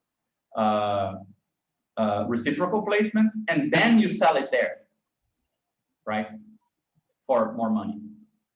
When you're moving as merchant capital, you're moving between consistent exchange spaces, right? That would be the category there, or are you already to markets at that point, moving between markets? Yeah, I mean, always just think of it. I mean, let's call it consistent exchange spaces like this, right? There is one here, which is all of them are indexed on A and B as well, right? Then you have the consistent exchange space 2. They're also indexed on A and B as well, right? Because what I don't understand is if the commodity is being removed from one, nation community and taken to another nation community, wouldn't it be stripping the commodity of any appearance of AB rather than indexing it to AB? Yeah, wouldn't it just be taking the pure commodity? Yeah, but you're indexing it. I mean, just because you're right in the sense that it's a negative movement, right? Like I'm taking it, let's call this like A1 and B1, right? Because there are many states, there are many communities, there are many nations, right? You're taking it away from A1 and B1 and bringing it to A2, B2, which might be another state or might be a legal space, which is also a contract determination, right? It's outside of the law. Or it might be a place with no communities. It's like a, exchange that has no communal structure. But it still was a matter of going beyond the boundary of a community and some contract space, right? Yeah, we can also consider the whole topic of import-export laws, legality of different things in different places, right? So like you might take something out of a community, but that doesn't come without a cost itself, right? That even the act of removing something from this, like a certain nation / community, it itself can be regulated by that. I mean, that layer. makes sense. I guess it's more, my thing is more a question of notation, because it seems like to me those two should be reversed, where we're talking about the commodity between C and M1 should be TC stripped of any appearance of AB, because it is just a commodity between spaces. No, but and yeah, but look at, think of to a this. new space, but just when it's brought to a new space and then it's submitted to export, to regulation, to all that, Yeah, that's when it's I understand now. reinscribed. Yeah, but look, So- this is not, I think you just misunderstood this notation. This notation doesn't mean what was done to the layer. It just means the space that is relevant. So the space where some change is going to happen is AB. The change being removed from A and B, but that's still in A and B. So forget about TC for a moment and let's talk about operations of community and state. What the operation in this case is removing from a community, removing from state regulation. But the notation is not describing the operation itself. It's just describing the relevant layer where the operation is happening. Yeah, I actually think maybe this will make it clearer. I think we missed a point here, which I think this arrow should actually point to another C, and then we should have an arrow S that goes from C to M2. Yeah. The problem, actually, my opinion is that this here, this thing you just said should happen here in the bottom, right? What we want to describe is something like you have M1, you buy commodity, then you have an arrow which reindexes the commodity on another world, another state, so a new indexing of these things. Then you have the consistent cell for M2 in A and B, right? Something like this, and then you bring it back. So that makes a lot of sense. Look at that. Right. So this would be like, let's look at A and B changes. So T and B, forget about TC for a second. Then you have the operation of changing of actual cell in this new consistent space. So this is a TC operation, right? And then you reindex this on TC and forget A and B, something like this. Anyway, I mean, I don't think we can solve this right now, but I hope you guys get the idea and you see the problem as well that we're facing, right? How to come up with a nice notation and kind of functional description of this sort of operations, right? It's still a bit messy. Yeah, definitely messy. But yeah, it does capture something. Like, I think the intuition is there that these arrows don't come naturally from the commodity world. They come from somewhere else, but you need those arrows to complete the logic of capital, right? Because capital is more than just consistent exchange spaces. It has to exploit these other resources to valorize. And I think that this helps a lot to understand why Marx says something that is very cryptic. In Capital, he says, merchant and interest capitals appear much before capitalism.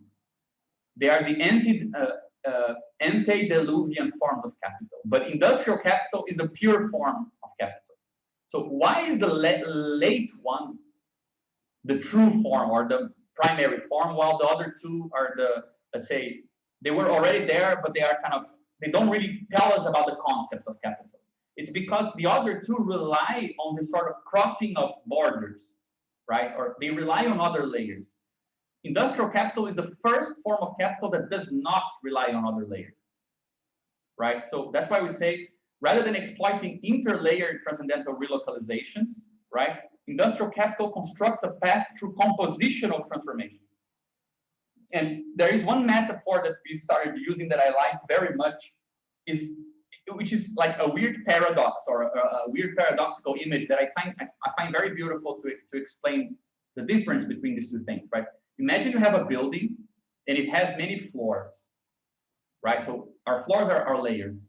But if I'm on this floor here and I start digging a hole, it's like this hole has nothing to do with the previous layer. I'm never gonna cross layers by digging the hole, right?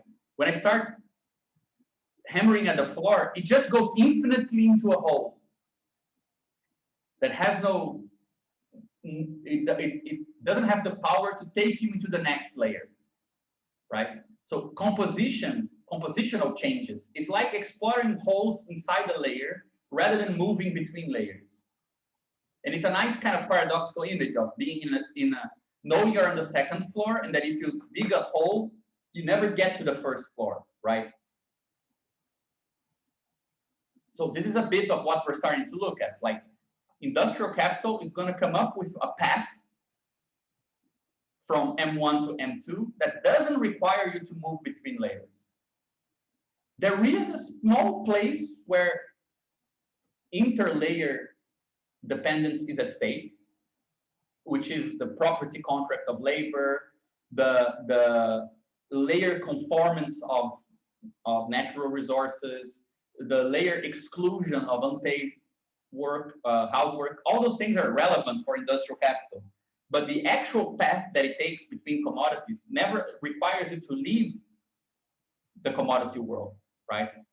That's why when Marx writes the formula for industrial capital, he writes the formula for interest capital like this: money that becomes more money straight up. He writes merchant capital like this: money that becomes a commodity, and this commodity becomes more money.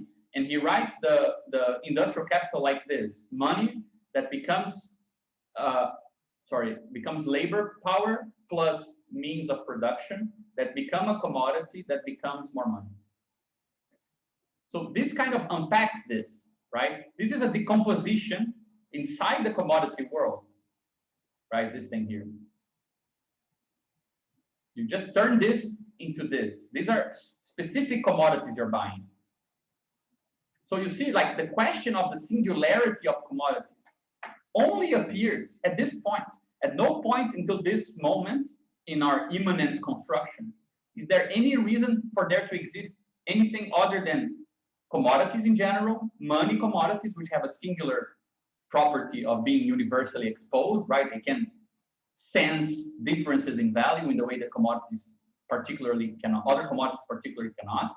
We have capital defined at first as this sort of paths across these consistent spaces, but we don't have, which is, let's say, a singularization of money. We could say that now we have regular money and a sort of dynamic money, money that becomes more money, but we don't have any singularity of commodities, right? There's no way of distinguishing commodities. There's no reason to believe that from the standpoint of commodity, they sense that labor is different from means of production or anything like this. So this is the first time that this difference comes into play. So what we're looking for now is kind of summarizing this diagram. We're looking for a way that having some amount of money and buying some commodities, these commodities can be composed together in such a way that this outputs a new commodity, such that when it's sold in the same consistent space, with no funny business across other layers to get out of a consistent space, you will get more money. So the whole key is here, right? Is this possible, right? This lower step. Is it possible to combine stuff only in accordance to the rules that govern this, in such a way that the product of this combination will be equivalent to this? So you see, like, this sets up the conditions for a problem that make this distinction and this operation relevant. Until now, we had no reason to introduce, no internal reason to introduce what composition of commodities is and how we can distinguish between means of production and labor power. Like, there is no reason why this is relevant, right? It only becomes relevant at this point. That's why we introduced a commodity point of view at this point, right? And then we recuperate, and then the use sets of things will become relevant again, because as we already defined in the beginning, the name we give to maps that transform the use set of commodities, right, that compose them together to make new use sets, are the commodity producing maps, right, which we index to a set and call the use set of a commodity.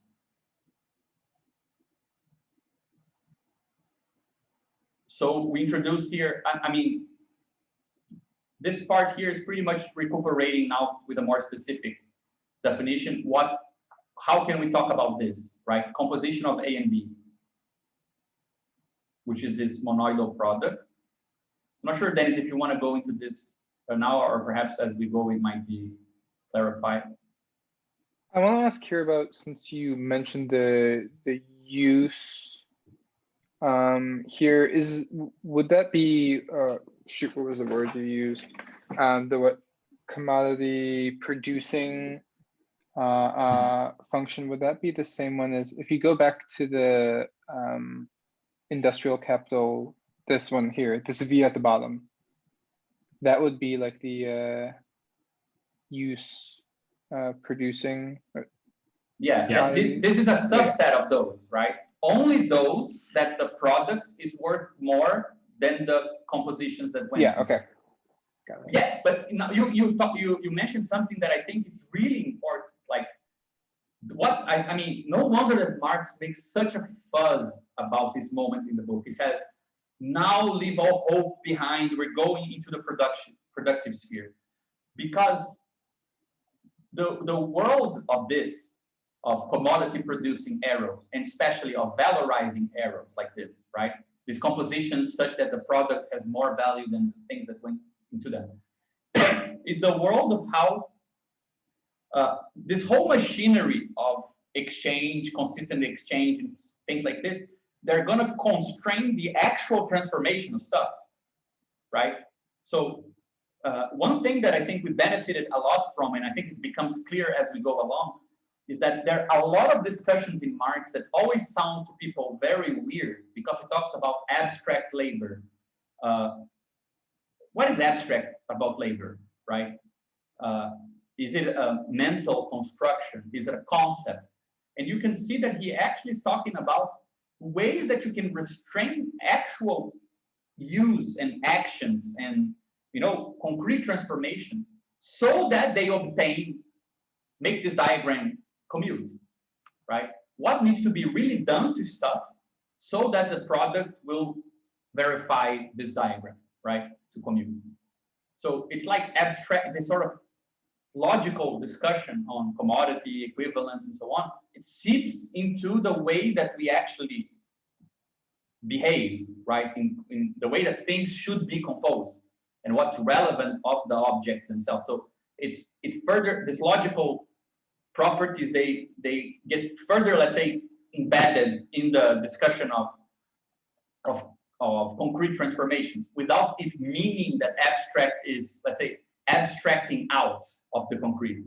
Abstraction in our view is abstracting in, right? So from 10,000 ways that you could, I don't know, paint a portrait, you will restrict your use or your those 10,000 ways to the few ones that preserve the value of the things that were used. The labor time was bought and the paint and the canvas and so on. So you're abstracting in, not abstracting out, right? And it's much easier to talk about this sort of operation and the sort of conformation of production to commodity logic with this approach, rather than with this sort of more flourished philosophical conceptual language, where just by using the word abstract, you already kind of make people think that you are now in another realm, right, outside of the world looking in or something.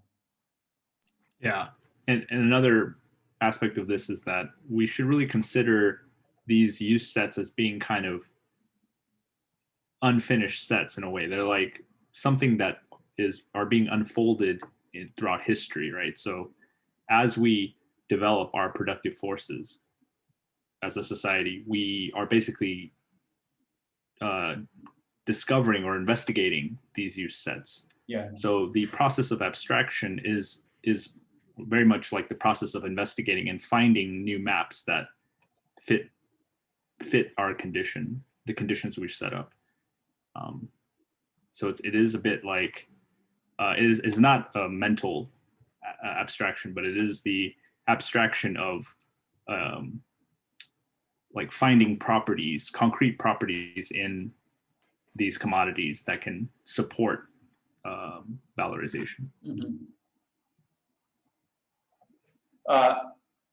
So this part here is not in Marx, right? We came up with this. It's let's say, once you define this composition, right? And we can simply, like, to be very simple here, you can imagine something like just writing it like this, right? Some process V of this will take some commodities here, right? And they compose together, and you get some product here, right? But once you introduce this notation, or you want to introduce this sort of path, take this, and they are combined into a product. Once this exists, or once this is relevant, you see that you can start distinguishing things in the world in terms of if they fit these arrows or not. So what we did here is something that is not in capital, but I'm particularly proud of it, which is a way of distinguishing commodities from inside the commodity world. right? So rather than read this, we have this thing here just to facilitate. So just to have in mind, imagine this, right? That we have commodities are composed into a product, right? So to be a product means that there were other commodities that went into your composition, right? But you can also be part of the composition of some other product, right? So a commodity is kind of trapped between these two things. It can be the output of some process like this, or it can be part of the input of another process like this. So if you just consider these two things, like this complete thing, where there's arrows in and out of a commodity, and these arrows can come from other commodities and go to other commodities, right, through these compositions. Just with that sort of sensor, you suddenly can distinguish between classes of commodities. So we distinguish first just by looking at the inputs, right? Fixate a commodity and look at its inputs. Just have it, you know that there's stuff coming into it. What is coming into it? If what's coming into it are other commodities, then we call it a product because it was produced by commodity production. If what's coming into it is not a commodity, so here we write it like this. You just have some element that is first indexed on A and B, and only because of this, it became a commodity. So there is no commodity composition before it, right? For example, land, as we said, land is not like take one commodity, take another, and produce land, right? So only in terms of inputs, you can already distinguish between these two categories. Commodity products, meaning they are the product of compositions of commodities, or fictive commodities, which is Karl Polanyi's term for commodities that are enclosed into the commodity world. You need to conform them into the commodity world because they're not born as commodities, so to speak, right? They have no use and exchange sets until they become enclosed by a property right, so you know where the use ends, for example, right? And now you can assess what is equivalent to it in bargains and so on and so forth. So only from the standpoint of this stupid thing here, right? Something went into this thing and it goes into some other thing. Just by consider this as your ruler, and we know we can use this as our sensor because capital is interested in this process of composition. So that's, let's say, our perspective to look at commodities again and see more information. So only from that perspective, a relevant distinction appears between fictive commodities and products, right? There are actually three classic fictive commodities that Polanyi describes: land, labor, because people are not the product of commodity production, people are the product of, I don't know, sexual reproduction, and money, because even though money is a commodity, usually its use value is very low and it becomes money by help of the state. So the enclosure of the money commodity usually is very important to the constitution of money as a relevant commodity, though that's not necessary, right? There is this distinction between non-commodity money and commodity money, but we can leave it aside. We're not dealing with that here. So this is a distinction that appears only by considering the inputs into commodities. It already allows you to distinguish between two sorts of commodities, right? And we call the commodity production point of view the perspective that partitions the space of all commodities in terms of these two sets. Either you're a product or you're a fictive commodity. Meaning, either you're the product of previous commodity production or you were enclosed into this space, right? It's like if we have the space and we have a commodity here, we know that either there is a previous commodity that goes like this, or it comes from the outside and it's conformed into that space. So we pretty much, that's, let's say, how a sort of projection of the commodity space from the perspective of production. Look at things from the standpoint of its inputs, and we will add some enrichment of information, right? Then we distinguish something else, which is also, this is not Marx's terminology, it's ours. Let's look at the outputs now, right? Commodities as what they can output or commodities as parts of the composition of some other output, right? And now we have three options. A commodity can be composed with another commodity to produce a product, right? This is the commodity we're evaluating. It will be called a productive consumable. It's consumed in the production of a new commodity. It can be a simple consumable, which is it's composed with something to move outside of the commodity sphere. For example, when you eat something, the commodity, like, I don't know, the rice you bought, composes with your body, which is not the product of commodity production, right? And it no longer exists as a commodity. So it's a simple consumable. But you can also layer exclude a commodity. For example, when you remove it because of personal value and you no longer use it. Like, my mother gave me this watch. I'm not going to use the watch. I'm not going to sell the watch. I'm not going to do fuck all with the watch. I'm just going to store it, right? That's layer excluding it, so that it only exists now in another layer. And if it exists, for example, in the gift layer, it cannot be a commodity, right? Which is the structure of layer exclusion. So once more, just by considering this stupid thing, first we looked at this, how commodities are the product of previous things, and we already distinguished two classes. Then we looked at how they are part of other production processes, and we distinguished three classes, like three things can happen to them, right? So knowing that there is a commodity space and a commodity, we know that either something went into it from inside or from the outside, and that either something goes to the inside, something goes to the outside to be depleted its existence in all layers, or something goes to the outside to be indexed on the other transcendental. That's the options that we have. Again, that's a distinction that is transcendental. Like, it's from the standpoint of the commodity. It's not from our standpoint. This is a really cool thing. Like, you don't have to empirically know much to know that if the commodity compositional path is one of these, the commodities will be considered one of these things, right? It doesn't matter what it is. If it is made by commodities, it is a product. If it goes into the production of a new commodity, it is a productive consumable. It doesn't matter what it is. It's logically constrained to be seen in that way, right? And then we had the really important part. One second. I just want to say we probably need to make this change, but just notationally, we could say that this partition of these arrows can be, we can actually write it like this, right? That was introduced, actually not, let's see. Let me just erase this and put, I think it's this notation. You want to, I'm sorry.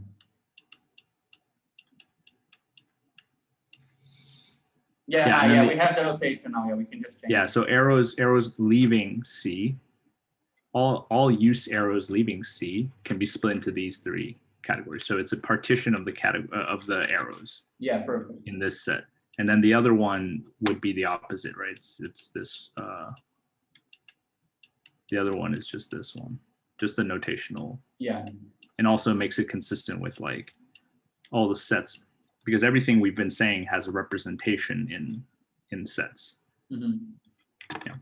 Yeah, perfect. But I'll wrote it down here so we can look at it later. Would an example of a layer excluded commodity output, that would be something like state seizure? It might be, yeah. But I mean, those state seizure, usually the commodities are then reintroduced, right? Like, you want to seize something because you want to sell it later, right? Oh, okay. But for example, I think a typical example. What about the case of what about the case of like a supermarket destroying excess food for sale? Yeah, that might be a case. Yeah. Yeah. So, though I would say that that's like, I mean, if it's destroying the food, is a simple consumable, right? It's going from C to nowhere. It's living existence in all layers. So as object, so it's not just it's not just that it's no longer in the space, it's that it's no longer the space, but still an object. Yeah, that makes its use set is depleted, right? There's no use set anymore of it. Yeah, I mean, that's why I want to say something like state seizure. I mean, like in the US, I'm thinking something like foreclosure, like I guess it's to the bank, but like if someone can't pay for their house, the bank. Yeah, because foreclosure like actually changes the property rights, but it doesn't imply that you can no longer use it in any use, right? I think like sacred objects are very much like that. You can no longer use them.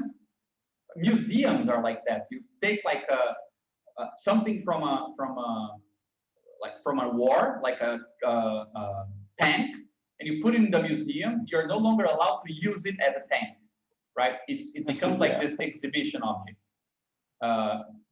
It's state guaranteed. It's guaranteed by customs and so on, right? But the use is there. Like the use set it was preserved, right? It could be layer included, right? And there has been a case, I forget where now, I think Romania, where a tank that was in a museum was brought back into the war. So that can happen, but it's different from actually decomposing, right, the commodities use set in some, for example, physiological process that makes it impossible to recuperate it, right? But those are nice examples. I think we might be able to refine this a bit better. But again, I think it already gives a lot of intelligibility to different phenomena, right? But note that these two kind of partitions, they are preliminary, because the partition that really interests us is this third one here, which is the weird one, right? I think it takes a bit of effort to make it clear, but now we're looking only at productive consumables, right? Commodities that are going into the production of something else. We know that the capitalist is interested in this because this little formulation here, right, is precisely the formula of what's below the diagram for industrial capital, right? Something composes with something else gives a product, and this product is then exchanged for more money, right? Sorry, this is justified. This is productive capital, right? So inside productive capital, and having the distinctions we already made before, we can distinguish between three things, three types of commodities. And again, we managed to distinguish them without any reference to how they appear to us, because for us, it's obvious some distinctions, but we want these distinctions to be captured for the world of commodities. So what is the basic distinction? The first one is the case of means of what we call private means of production. Private means of production, they are the product of a previous composition. So there were two commodities or some commodities. They went into making means of production, right? And everything you need to reproduce or to maintain that commodity is also bought by money for the same production process in the production of a new product. So for example, if a means of production if a machine needs fuel, you buy the fuel and you buy the machine, and you compose them together with some other commodity, right? Some material, and this gives you, these three things give you let me write this in a prettier way, right? So you have means of production, let's call it the fuel and the material, right? Money needs to buy the three things so that you can then produce some new thing, but two commodities or something, but the means of production themselves were the product of a previous process, right? So if something is in this position, we call it private means of production, because not only is it the product of a previous one, and it is a productive consumable, it's part of a new process, but the things that it needs to be what it is, the other commodities that need to be composed with it for its reproduction, are also part of the production process. Now, there is a second type, which is natural means of production. Natural means of production were not the product of previous commodity production. They're not products, right? They are fictive commodities. So you have some conformance to create them, but money needs to also buy the perhaps not the fuel, but the fertilizer that they need to reproduce itself and to produce a new product. So the reproductive cost of the commodity is inside the production process. But it's itself not a product. And third, that's how we arrive at an immanent description of labor power, because labor power, like the natural means of production, was layer conformed. But unlike other natural means or other non-commodity products, right? When money buys labor, it does not need to buy the fuel for labor. It doesn't need to buy the food, the shelter, everything that labor needs to reproduce itself. It just buys labor, buys whatever labor is going to work on, and it produces. And the commodities that it needs to compose with to remain labor power, these happen separately, outside of the production sphere. So pretty much what we had to introduce to make this distinction is this idea here, right? The idea that things that you compose with something so that it remains what it is, right? To, for example, replenish its use set after previous uses, right? A machine, when you use it, the fuel runs out, you need to buy more fuel. Well, the buying of more fuel is part of the production process. That's the same for fictive commodities like land. Once you use the land, you need to buy more fertilizer, water, and so on. Well, those things are part of the production process.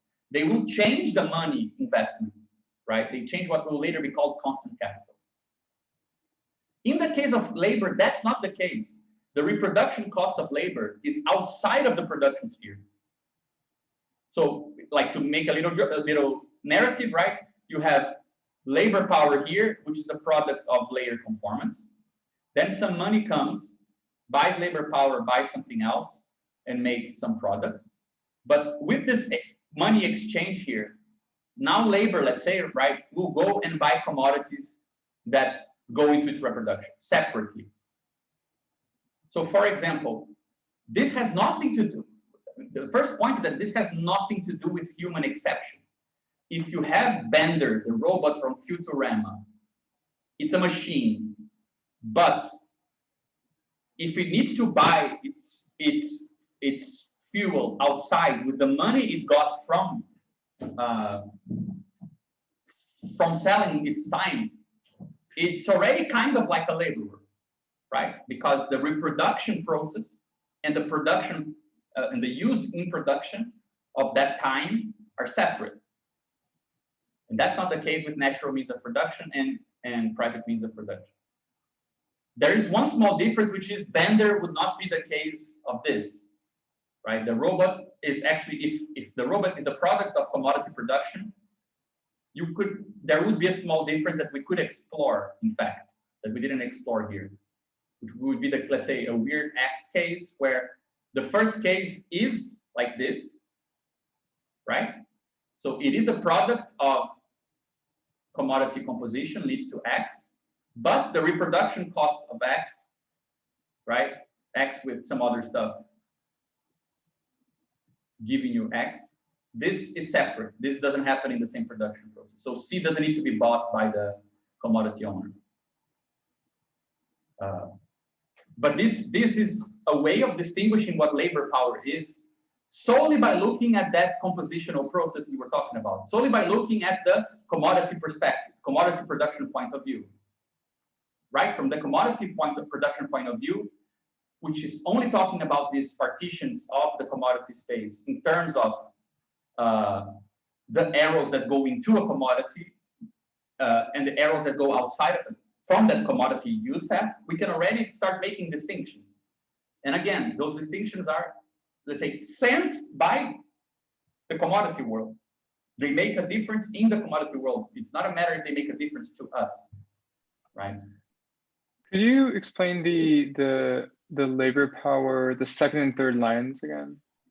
Yeah, this is supposed to mean that labor needs to buy some, needs to get some money, right? This is not really properly written, right? So money is exchangeable for some labor power is exchangeable for some money, which is then exchanged for some commodities, such that these commodities, when they compose with labor, they reproduce labor power.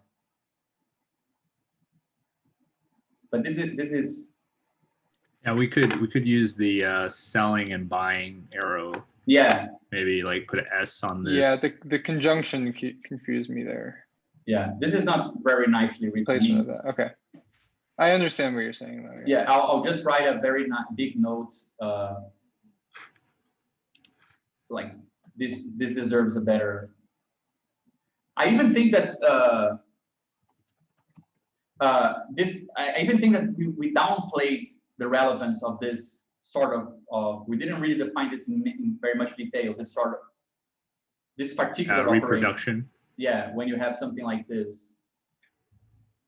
Yeah, it looks recursive, right? It looks kind of like you're defining X in terms of X, but actually it's just saying that it was involved. It was involved in the domain of the arrow. Yeah. It does imply that there was a change in use here, right? But a change such that this doesn't change the overall use set, right?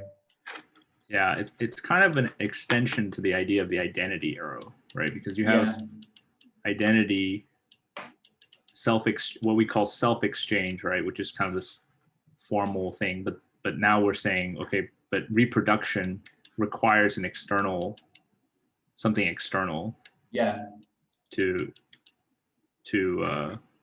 yield X.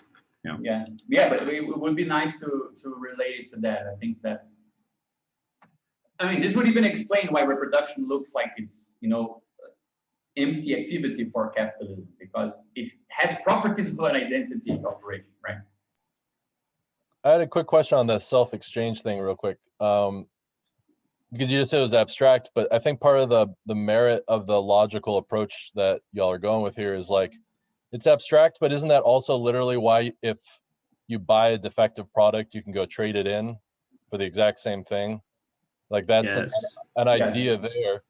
And what you were saying earlier about the idea of like only in commodities can you trade back and forth, that's like a logical mapping or a logical case for why we have refunds, right? Like very mundane things, but they're showing up here in the logic. They aren't just kind of like additional services that are added on by business owners to make sales better. They're actually built into the logic of commodities themselves. Yeah, we can even think that refunds are let's say, a defense against a general inversion principle, right? They are like filtering the cases where something universal is happening, which is inversions should be possible all the time, right? You could always take, like, value-wise, you can have the commodity or the money, but the value is the same, right? Refunds are like exploiting this property, but they're not like setting it. The logic for it was already in place, right? I think that's what we're saying. Yeah, exactly. Like the logic precedes it, and then they have different ways of instantiating policies around refunds, et cetera, et cetera. I think an extension of that too, I wrote this briefly in another text a while back, but this idea of insurance being the same. Like when you buy insurance, you're basically like buying an identity arrow for your commodity, but you had to spend money to do it, right? It's a bit of a difference because it's not guaranteed by just the fact of purchasing the thing, but you had to spend an additional amount to insure the thing that you bought. Yeah, that's why also insurance companies play a lot with the idea that life is a gift. Because if life is a gift, then the counter gift is larger. Yeah, exactly. There's a little interest that is attached to a little securing life. Yeah. But I, at this point, I mean, I hope that I agree the notation is not very nice, but I hope that the principle makes sense to you guys, that only by looking, like, in the chapter, in the section on capital, we define that we're looking for a valorizing function that happens only in the space of composition of commodities. So composition of commodities is now, let's say, at stake to see if it can provide an answer to the question, are there compositions that increase value, in other words, right? And only with that question in mind, are there different paths of composition of commodities? And by considering a commodity as the output of commodity compositions and the input of new commodity compositions, we were able to separate and single out different classes of commodities, right? So labor power is logically constrained. It's a logical theory of labor power. It's not an ontological theory about the human exception. None of that had to come into it. It's true that there is a very important part that this first condition here will play. Because one thing that differentiates these two things from this thing is that the consequence of being the product of previous commodity compositions is that your parts are already priced. You know, let's say if you consider MPP, right, the private means of production, as having all these other commodities having gone into its production. In some way, we already know how to slice its use set in terms of priceable parts. There's already a way of investigating, like there's already information about what's inside of it that is priced. So we kind of already know its value. So no wonder that when we consume means of production, when we mix it with other stuff, right, with other commodities, its share of the value of the product is constant at best, because the parts of it that might be composing in different ways in this new production, they already have value assignments. So means of production, they can only send to the product the value that they already had, because what they are is already the product of previous compositions of value, right, of commodities and so on. Whereas with labor power, that's not the case. We don't fully know what's inside labor power. We don't really know necessarily how to assess the value of its parts. So it might compose with other commodities in ways that transfer more value than what it's worth, because there aren't commodity producing arrows going into it. This becomes clear in a slightly later part of the text, but the reason for this is that how do we assess the value of this? Where are the value preserving or the commodity preserving operations with regards to labor before it is placed into production? Are actually coming from the cost of reproduction, right? It's coming from this. So the value of labor is constrained by the cost of its reproduction, while the value of means of production is constrained by the cost of its production. So since reproduction happens outside of the commodity, outside of the productive process, right? Reproduction, I get my money, then I go and buy what I need to remain alive. The use can change without the exchange value changing. They diverge, they are independent, partially independent, right? And that's precisely what we're going to explore.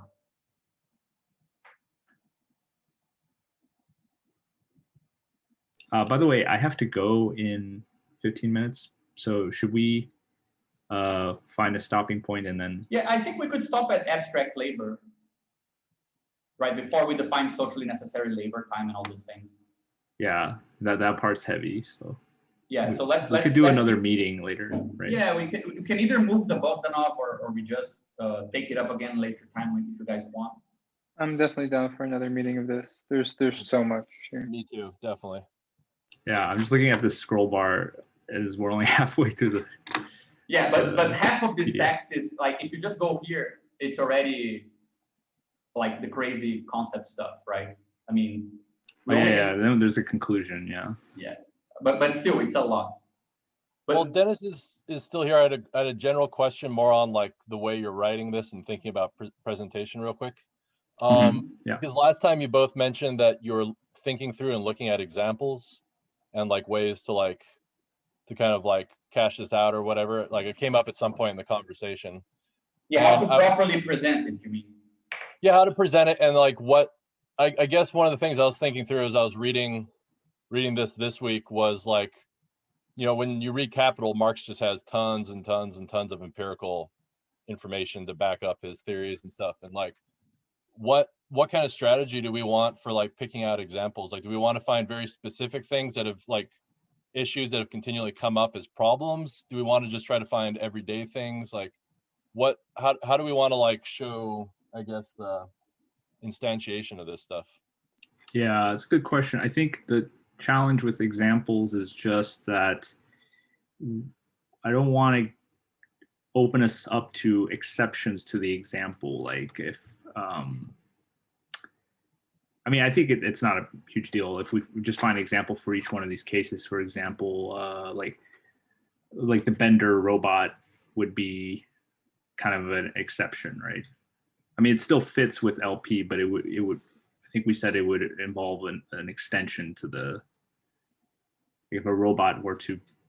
Yeah, actually, I mean, the difference here is that this tool exists for Bender, the first condition, because Bender would have to be recognized as a citizen so that he can engage in property contracts in buying means of subsistence, right? If he's not considered a citizen, a property owner of his own time, it wouldn't work. So in a way, this actually holds for Bender as well. Ah, nice. Okay. Well, yeah. In that case. Bender is fine. Bender's in, yeah. But yeah, in general, the case of capital, I think it's also relevant to say that Marx only introduces like actual empirical example. I mean, he makes illustrations up to chapter 11. Only when he goes into the working day do you have a more like sociological, empirical chapter with descriptions in like first person of workers talking and inspectors of factories and things like this, which is a really big break in the book, because all the way to that point for like 10 chapters, you don't get almost any example I mean, he has like historic examples of, well, Britain changed currencies in this and that way, but he uses more like illustrations, like imagine the coat and the linen, right? Yeah, that makes sense. That's true. So, I mean, the actual empirical dimension only comes in when he developed the sort of transcendental machinery to help you learn how to listen to the workers, right? I think that makes a lot of sense, yeah. Yeah, that would be very interesting, because there is a whole interesting bibliography of interviews with financial market guys and capitalists, where economic anthropologists are interested in how they change their way of speaking when they talk about decisions, and how they turn to a weird third-person view to describe the market, and the market as this sort of entity, and themselves as means through which something happens, and how money is smarter than them, the very idea of smart money, things like this. So there is a nice kind of empirical dimension of irrational behavior that becomes rational when you consider that there is a point of view that people need to adopt to think like money, right? But I think that in our case, most of our didactic work has to do with a sort of re-education of the senses, so that you're more amenable to not going so fast as to want a concept that works for you rather than a concept that works immanently in the operational space. So I think that it will take a lot of work, and probably examples that have nothing to do with, commodity production, that has to do with other things. But I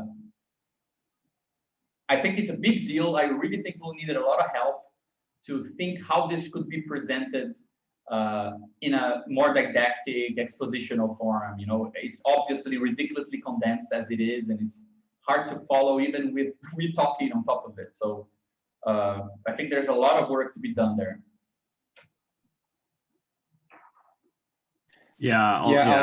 I'll say it feels like it's like the core of an entire long book that just needs all of the details. Not even the details. It has all the details. It just needs the exposition. Yeah, it's just like the bones, right? It doesn't have the it's just the bones.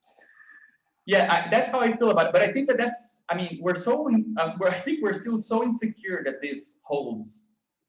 This is not gonna sink as a project, that we're just giving the bones, see if they hold together. Only if we get like a sense that this is working, then I think it's time to think about, okay, how should this be fleshed out and to proper exposition that introduces the perspective and so on. And it was really amazing that it took like 4 days to turn that conceptual exposition at the end into 20, 25 pages. You know, like you just feel like there's a lot to say in the condensed version. So I think a lot to unpack. Yeah, there's a lot to unpack. Yeah. Yeah, but I really like the idea of going through each thing and looking for examples. Yeah, I think that would be amazing. Yeah. Yeah, I imagine that probably each one of these could be a chapter. You know, each proposition could be easily a chapter. Easily, yeah. But perhaps we can end here rather than go forward. Then the only thing that I think is worth mentioning is just because just to give a glimpse of it, right? Which I think it's honestly. I mean, I've read a lot on this topic, and I've only found one book that kind of says the same thing as we do here. Because this distinction between concrete and abstract labor, Marx introduces in the first chapter, as if it's obvious. He says, commodities have use sets and exchange sets. Therefore, labor that produces commodities is concrete labor and abstract labor. And you say, okay, fine. But without saying much more about it, what he means by abstract labor sounds very weird, right? Once you have this thing here in place, this diagram in place, right? And you know that labor goes here together with some means of production. These things will be composed to have a product that is sold here, right? And that this is therefore a valorization arrow. It's not any composition, but a composition that satisfies this thing here, right? You can now distinguish between concrete labor and abstract labor just in terms of that restriction of composition. So rather than think that you have concrete labor, right, composing with means of production, and this gives you a product, and there is some sort of outer world, other sphere notion, interpretation of this, which you call abstract labor, which would be general, right, more general, because abstraction usually thought of as a broader, more general point of view, right? What you have is a restriction of this to only those cases of this where this process here makes P more valuable than these things. Right? So abstract labor is let's say a subset of concrete labor. It's not another category coming from a different sort of strata of interpretation or whatever. It's just a restriction of concrete labor so that the venture capitalist, the capitalist venture, right, the valorization process happens.